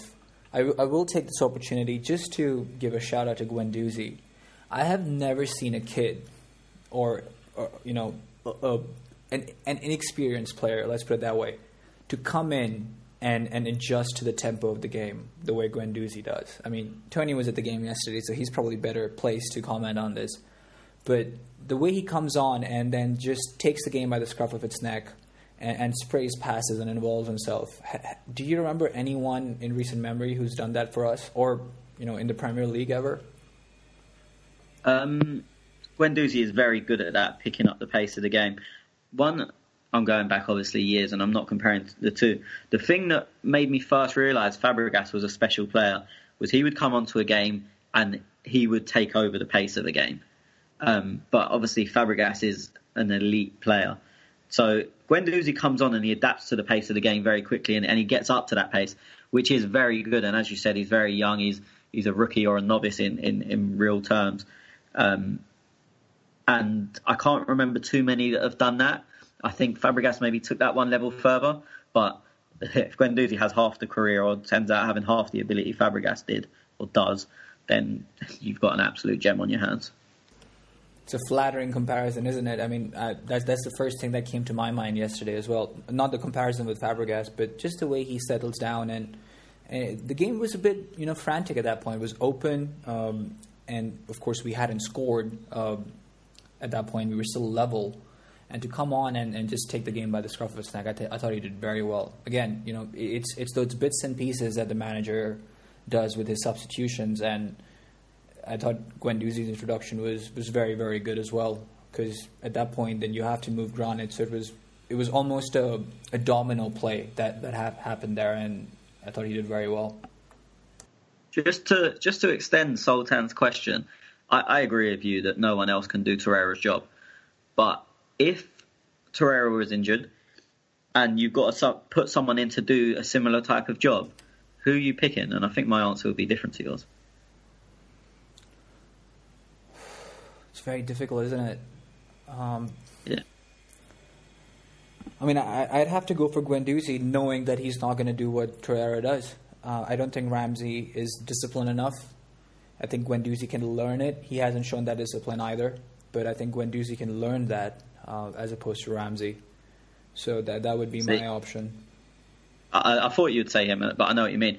I would what was the question? Sorry, I didn't. I haven't been listening. What was the question? So, brilliant podcast this. So if Torreira's out and you've got to pick someone to do a similar role or to try and do his job, and look, we've established we've got no one that can do it, but someone to try and cover that role, who are you picking? Probably, well, it's Guendouzi or Emery, isn't it? Emery? What, the manager? Not Emery, bloody, El Neni. El Neni. See, for me, and just because of the energy, I would go Ainsley. I know he's different, he dribbles more, but he can sit back. His passing range is very good. And he nips around, he gets around players. He's not as tough in the tackle, he's nowhere near as tough in the tackle, but he's always on players' heels because of his pace. I think he's not the most similar, because they're not similar at all. He's the most suited to doing Torreira's job. Sure. That's a good shout. I just haven't seen enough of him in that position. So I was just about to say the same thing. Yeah, the name had crossed my mind because he sort of has been a bit forgotten ever since his injury. And I would be very keen to see him in that position, maybe in the Europa League games or in one of the EFL Cup games. But since I haven't seen him enough, I didn't take his name. But that's a good shout. Well, just thinking like away at United, and I know we basically played a reserve team because we had the Europa League semi-final a couple of days after. I think he gave that type of performance, and he was playing against Pogba, so it's not like he gave that type of performance against some Swedish farmer. He was playing against a very good player, and it was a similar type of performance to Torreira. So for me, if you're looking for a back... See, for me, Ainsley is the number 2 to Torreira and Guendouzi is the number 2 to Xhaka. That's how I see it. Right. Well, once Ainsley's back to fitness and whatnot. But I don't think Emery will do that. It's just, as I said, I was just following on from Sultan's question. Just to go on it a bit more, I mean, the thing with the United game was that we were so hunkered down. I mean, the game was so compact that even Callum Chambers looked exceptional that day. I mean, I'm not trying to criticize anyone here, but I do think that Niles did get a bit of the benefit from that, because if a player got around him, and I don't remember any instance of the top of my head, but I'm assuming if someone did, then there was always cover for him. I do worry in a more open game whether that cover would be there for him. It would need his discipline. He's certainly got the pace to do it. He would need to be disciplined to not bomb on. But then you could... Well, I agree with what you said, but you could look at the other side of that, saying that if there's always people around him, when he's got the ball, he has less time and more pressure. So, again, it's everything has an equal and opposite reaction. So if there's someone to cover him when there's loads of United players around him, then when he's got the ball, he's going to, by nature, he's going to have loads of United players around him, and it's going to be difficult to get out. And that day he managed it. It's true. Yeah, it'll be a fascinating experience to see him in there, because that's how he was always brought up as a central midfielder, and that's what he claims to be. And what we've seen from him has mostly been on in the full back position. So I would like to see him being deployed in that role at some point. Okay, sounds good, boys. Sorry, there was a question about left back and possibilities and things, and there was a young kid in the Italian league that I caught an eye on, and I just can't think of his name, so I was trying to look him up while you guys were talking. But I still can't find him. So anyway, Shri says, I didn't notice it on the telly, but was there anything for Arsen's birthday, Tony? They done a shout out at half time. I was in the concourse, so I didn't hear it, but my friend was running the big screen, and so I know there was. I knew before the game it was happening. When they do their normal birthday wishes, happy birthday to blah blah, coming from Ireland to watch the game for her 7th birthday or whatnot, they done one for Wenger. But I don't know how well it was received because I was drinking beer. Fair enough. Shree says, can Mustafi have a long-term future at Arsenal? Schwinn, with proper structure from Torreira in the front of him, he's gone quite unnoticed in the past few games and looks pretty error-free for now. He does. He does look a much improved version of himself. And under the current circumstances, I can definitely see us giving him some more faith and investing some more time in him. He has been a bit more disciplined. We don't see those line-breaking passes from him, as often as he was attempting those. And he's got the vision for them, but the execution was always questionable. And I think he's been a bit more responsible. With Socrates out, I was a bit anxious to see whether he's going to be able to command that back four. And I think he's done pretty well. Some credit has to go to Lucas Torreira here, even Holding to an extent, who didn't have the best of games yesterday, but was very good against Fulham. So it is a collective effort, but those brain farts that Mustafi is usually capable of have really subsided, and he has been an improved version of himself. So kudos to him, and I think that's it. That's a fair shout. Okay, so I'll go through a couple of these boys because we've covered a fair bit of them. Gator Guna, what was the tactical change that made such a difference in Leicester City's game? They were exploring the high line in the first half, but we weren't that bad. Go Gunners. Tone? Yeah, I don't even think it was a whole first half. I think it's probably about half hour where we dropped a bit deeper and stopped allowing just balls in behind to Vardy and Iheanacho. I think even when they scored, it came at a time when we had already started to drop a bit deeper. I mean, I know Chilwell ran in behind, but it wasn't like there was 30 yards to run into. So that I think they'd got set to play in that way that, we're not going to have much time in midfield, so we're either going to try and get it to Maddison or spin Arsenal in behind. And they got maybe 20 minutes of that and got used to playing like that, and then Arsenal changed the game up, and it took them a while to adapt. And when we made the pitch bigger, see, teams usually make the pitch smaller because if you think you've got better technical quality than the other team, small spaces suit you. We tried to do that, it didn't work. But then when we made the pitch bigger, they were chasing shadows because they couldn't get near the ball. So I think they just got used to playing in one way, and then the dynamics completely changed. I said I thought Maddison was excellent in the first half. I couldn't tell you if he touched the ball in the second half, and he got subbed off after 65, 70 minutes. So we completely changed the game without changing any subs or any formation. We just changed the way the game was played. Instead of making it a 30 to 40 yard pitch, which is what we tried to do early on, we made it a 70 yard pitch, and it gave them a hell of a lot of running to do and starved them of the ball. Okay. Tony, you're probably the one in the best position to answer this next one from 0-0. How do we get our fans to be more vocal at games and get off their mobile phones? Yesterday, two men sat in front of me, had their heads down for at least three quarters of the game. No, 3/4 of the game. Oh, no. Personally, I think the club should block all Wi-Fi and 3G, 4G, so people have no choice but to watch the match. You're basing, there's probably 58,000 people there, and he's basing it on two in front of him. I thought yesterday was quite good. It's a she. 0-0, sorry. Yeah, well, you're always going to get people doing what they want. I don't like them type of fans, but if they've paid their money to go somewhere, you can't then tell them what to do when they're in there. It just is what it is. As I said, I thought the fans as a whole were quite good last night. So to just pick on, say, that he spoke of two examples and then said, what can we do to make everyone? They're two examples, and there's nothing you can do about that. I mean, you can't block internet signal. That's good. Look, I hear what you're saying, and I'll just go from where I am here.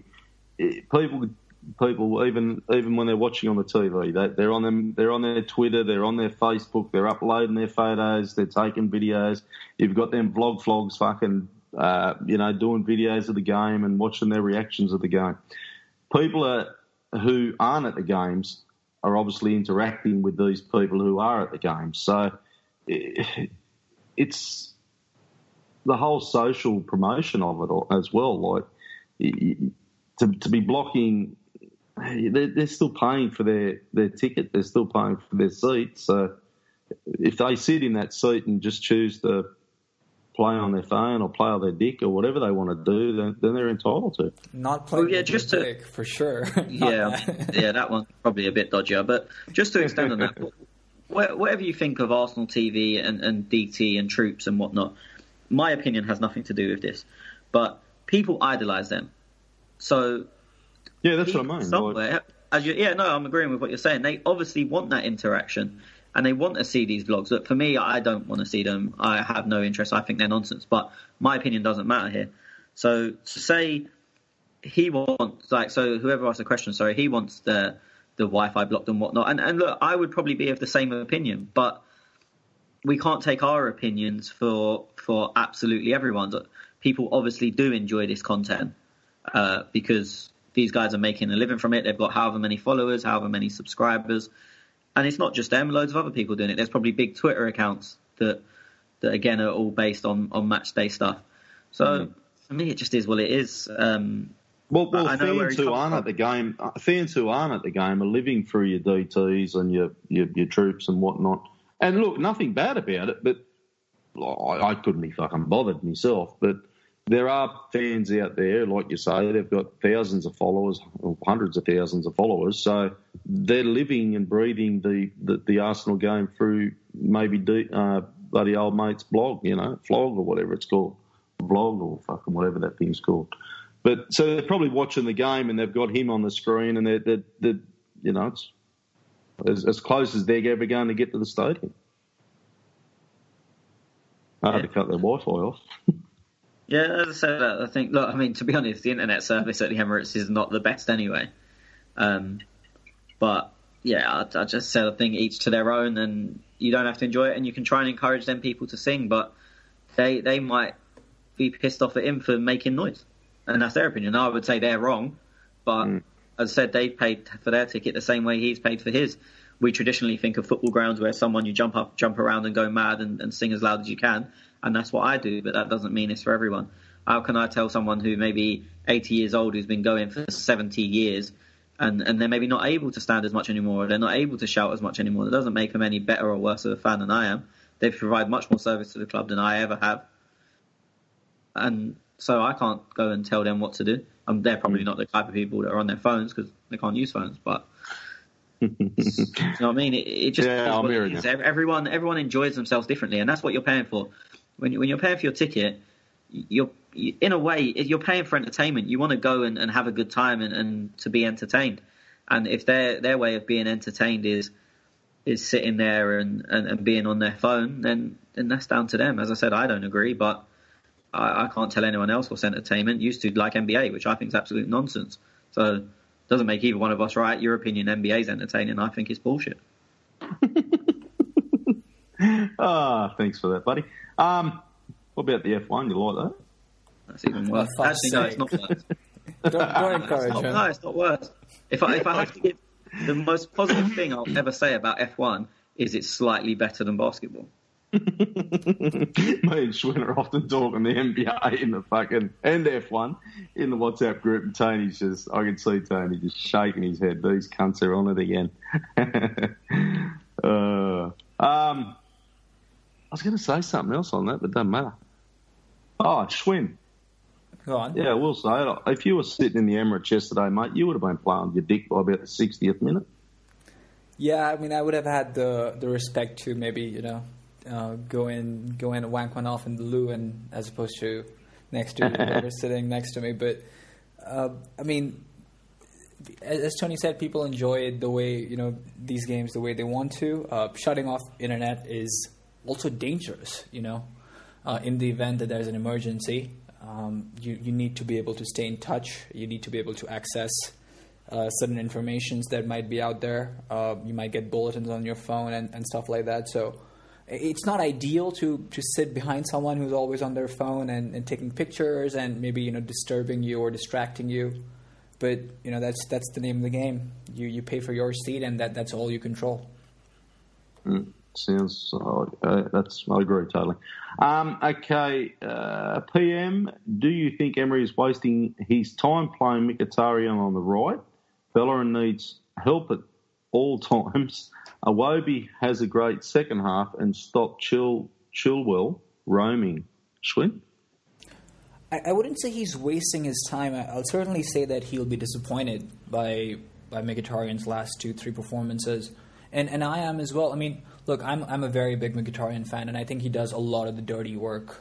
Not the tracking back as such, but I think he's very quick on the scene. When there's a 50-50 ball, he nabs it and gets their attack going. For all you XG lovers out there and passing value added lovers, all the advanced stats really put him in a highlight, and I tend to look at those numbers quite often. I know you guys aren't tempted by those, but I think he does a lot of stuff that goes unnoticed. Having said that, yesterday was definitely one of his poorer performances, and I do think that Emery will look beyond him in certain Premier League games, definitely when it comes to picking the starting 11. And that's one of the reasons that I said that Iwobi might actually get the nod on the right, because you just cannot have Aubameyang sitting on the bench when he's coming on and delivering impact the way he is. So he's going to be knocking on the boss's door that when do I get to start again? And there's no way Emery is going to take Iwobi out at the moment. So the casualty has to be Mkhitaryan then. The problem with Mkhitaryan is he's obviously a number 10, and he's never going to get a start with Özil playing at number 10. So it leaves him short on where to play. Yeah, I mean, it is a bit conflicting in that regard. I mean, the thing is that even if we have Özil on the right and Ramsey at 10, or Özil at 10 and Mickey on the right, the way we attack, the way we hold the ball and possess the ball, we do tend to concentrate centrally, and we do drift towards one side of the pitch, leaving Bellerin open so that he can run in behind or has the space to run into. So I don't necessarily think it's a consequence of that. I think that affects more so when it comes to the defensive part. And, he's not crisp at the moment. If he's on his game, then he can certainly deliver, some key moments and deliver some magic, but it's just not cutting, he's not cutting at the moment. So we'll see what happens. I do think he'll get the nod on Thursday, but I don't think he'll get the nod on Sunday against Palace. Okay. PM also says, and seeing Wenger turn 69 today, do you think he's ever tried a 69er? I've got nothing. I've got no comment on that. We'll gloss over that one. Yeah, no, let's leave it alone. Okay, Joe says, am I the only one who feels disappointed by Lick? No, yeah, we spoke about that. That was that one that you mentioned earlier, Schwinn. Yes, sir. We've got a name here I'm going to fucking absolutely butcher, but Mr. Leon King Lee. Is that it? Lee what? Lee Wheat? Lee Wheat? Lee Lo. Yeah, King Lee, that's him. King Lee, that's what we call him. You were by yourself on that one. Thank you, King Lee, for that question. That's what your name is in here now from now on, King Lee. More of a suggestion, please do a pre-match detail podcast. I've only listened to one, so maybe it's late. Look, we actually do. We just had a break over the international break, so he may have caught that one. And I haven't thanked Schwinn and Tony because that last podcast, boys, it was a job well done. The guest, and I'm very sorry, but I've forgotten the guest's name. See how bad of that, but I wasn't on it. Yeah, so that was a good podcast, boys. And cheers. Glad you got to enjoy it.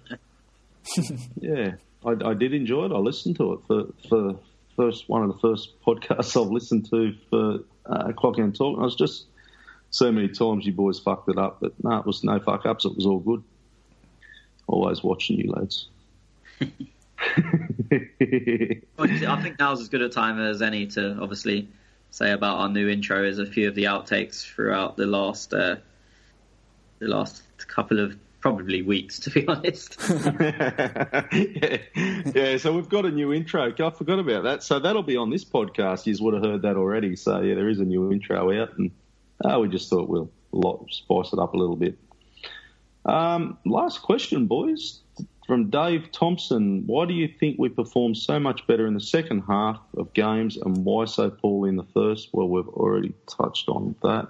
However, actually, I said last question, but there is another one, Schwinn, and I'm trying to open my Skype as quick as I can here because Maddie has. So it's a question for Tony, which is, when are you going to join the WhatsApp public group? Unbeknown to the 200-odd people in there, I snuck in the other day. And when I got back from the game last night, I saw 1,300 unread messages. So I marked them was read and did not look at them. So I am in there, but I am not getting back from a football match and reading 1,300 messages. But I may poke my head in from time to time. Okay. Well, there you go. He's in there. So let's see if people can figure it out. Just one more question, and we all can take a stab at this if you want. We'll start with you, Tez. This is again from Maddie. Can you describe Emery ball with whatever we have seen so far this season?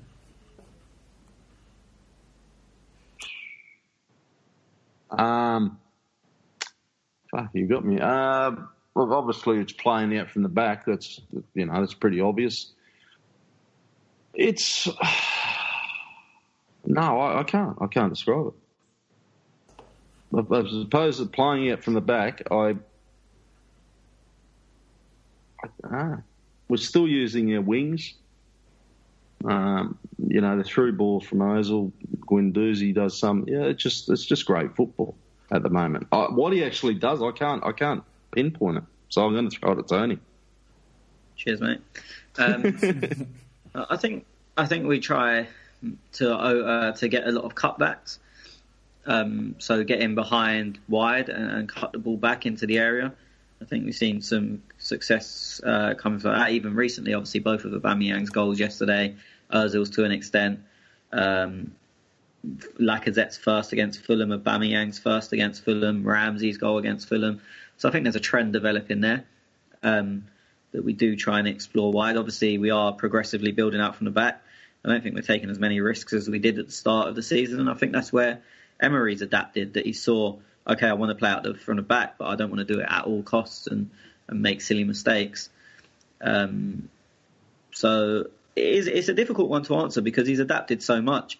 As I said yesterday, he went from making the pitch as small as possible to making the pitch as big as possible. Our first half performances has often been very different from our second half performances. So it's hard to say completely what his complete philosophy is, but you can highlight certain trends from it. As I said, trying to get in behind is probably the main one from an attacking force. And just to be really boring and go even further on it, both of our goals against Watford came like that. Aubameyang's against Everton, you can argue, came like that. So a good percentage of our goals have come from wide areas and the ball being cut back or zipped across the face of goal.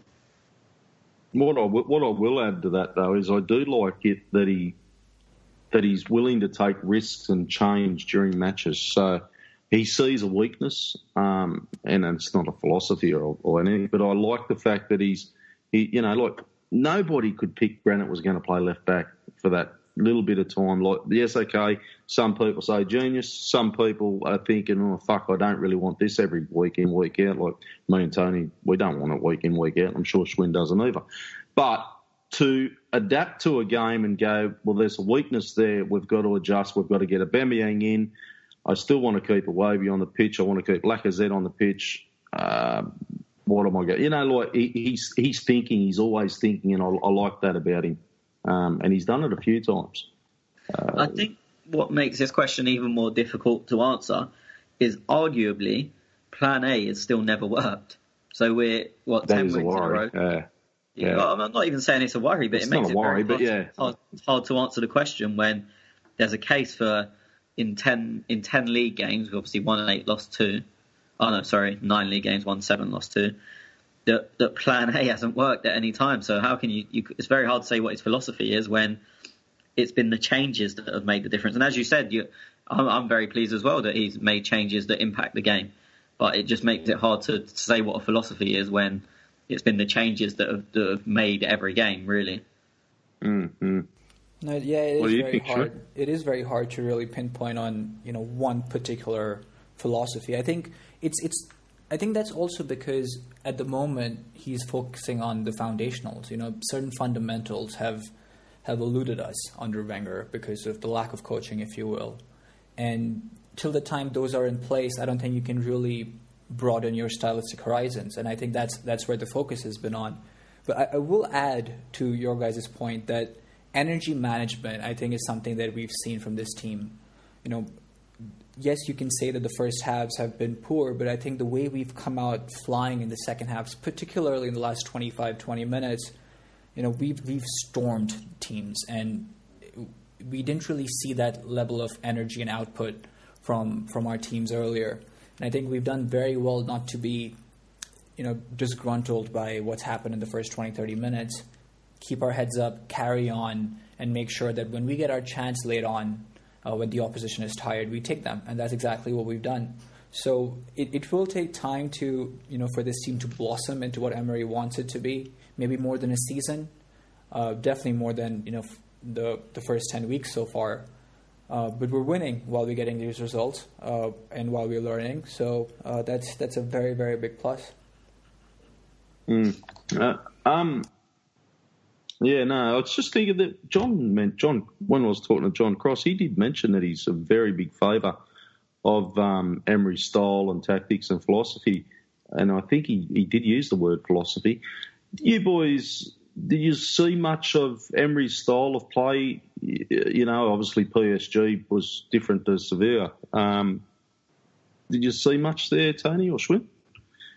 With PSG, it's difficult to say because you don't look. He was a manager, but how much control he had, especially in that last year, was probably not much. Obviously, Neymar ran the show; everyone knew that, and it's always going to be difficult to play. I think when you've got someone like Neymar, who, what you think of him doesn't really matter. He's in the top 10 players in the world, so you're going to play around him. Similar to Chelsea, Sarri, then obviously Sarri ball, but he's had to adapt that because when you've got someone like Eden Hazard, you have to play to that strength. And that's what happened at PSG. So it was different. He wasn't always trying to get people in behind because it's usually the fullbacks he's got overlapping with us. And to be honest, if you've got Neymar with the ball 20 yards out, you're not looking for an overlap. And the same can be said, you don't really get anyone to overlap Mbappe because he can do that on his own.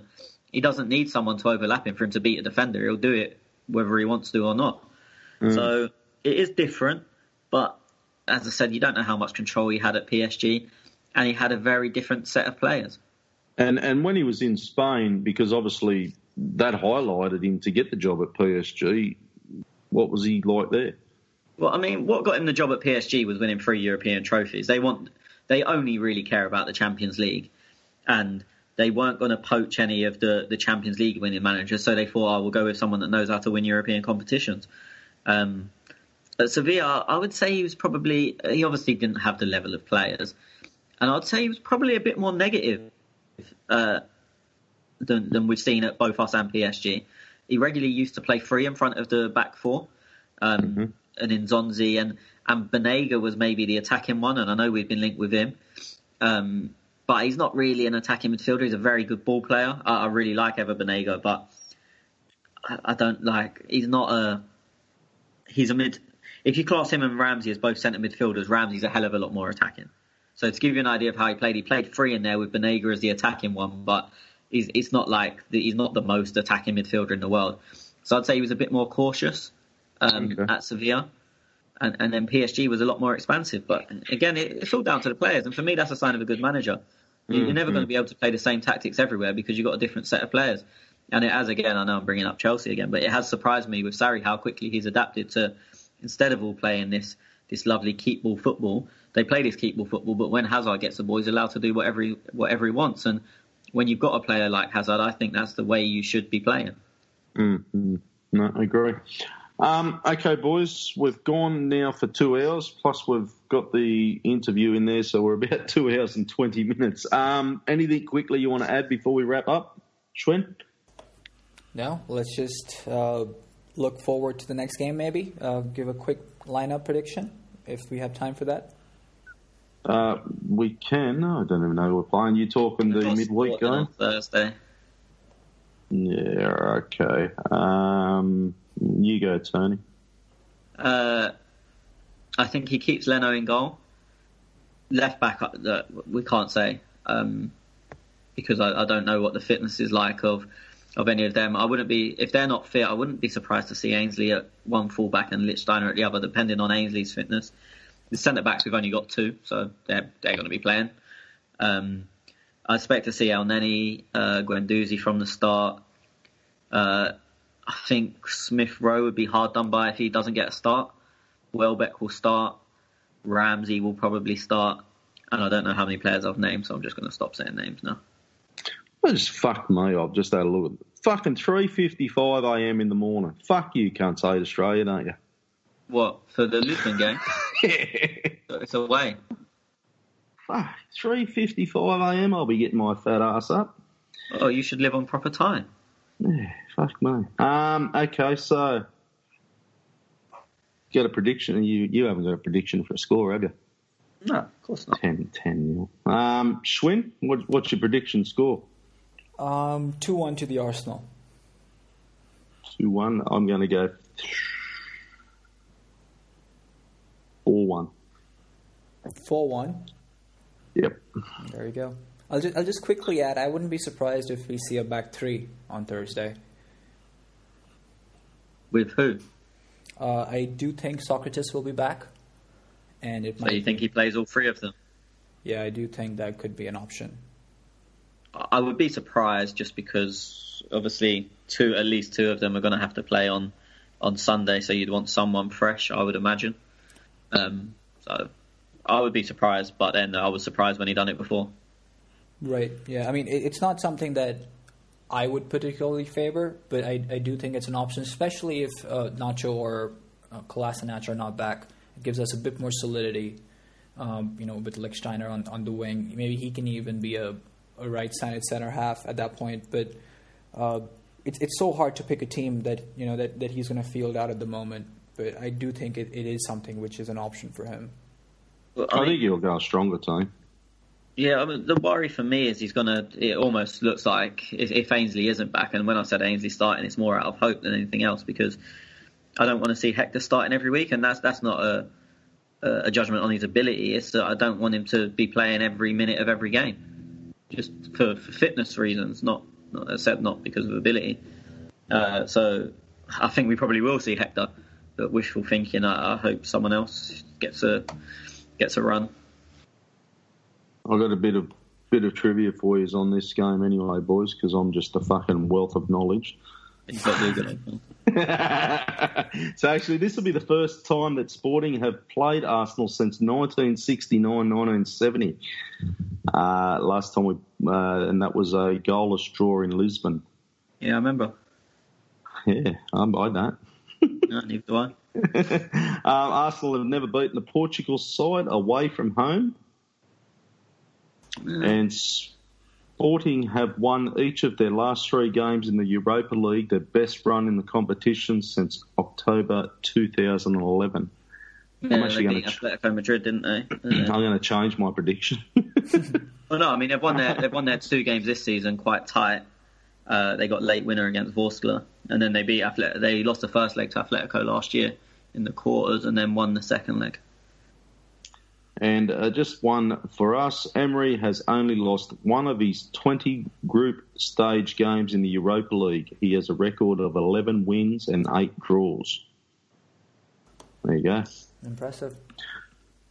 Yeah. No, I'll stick with me. I'll go 3-2 Arsenal. I'll change it to 3-2 Arsenal. The Sporting might be a bit better than I thought. Yeah, I'll go 3-2.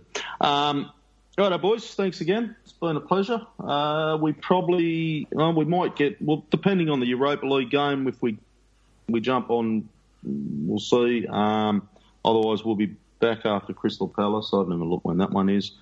So, yeah, sort it out. And you can follow us at @clockend_talk on Twitter. People have asked us on Facebook and YouTube, how do I get questions into you guys? Look, the best way is Twitter, because I see them. If you got them on Facebook and YouTube and whatnot, good chance I won't see them. So I'll remember they're there. So get them on Twitter at @clockend_talk. What else we got? That's about it, boys. WhatsApp group, it's there. People are yakking there. There's thousands of messages going on there if you're an Arsenal fan.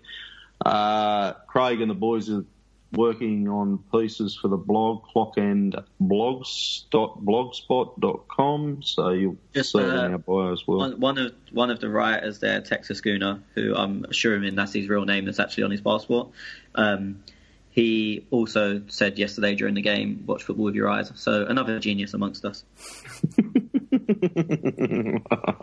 So you got two guys in your corner now. Well, it's funny though. Like I said this yesterday to Texas Schooner on Twitter that you sort of laughed at me when I said it. It was like a parody, and now it's like not a common phrase. I'm not saying people walk around saying it while they're cooking their dinner, but it's become like an accepted phrase. Like you two have both definitely said it at some point. So yeah, no longer a laughing stock. You get a load of this bloke, Schwinn. Rides off NBA, rides off F1, yeah. Hasn't he? Look, a couple of blokes in his corner and he's fucking as tough as 10 men. Billy Big Balls. Fucking Billy Big Balls. Okay, boys, it's been a pleasure. We'll speak to you again next week. Thank you, everybody, for listening, and thank you, Tony and Schwinn. Goodbye. Yeah.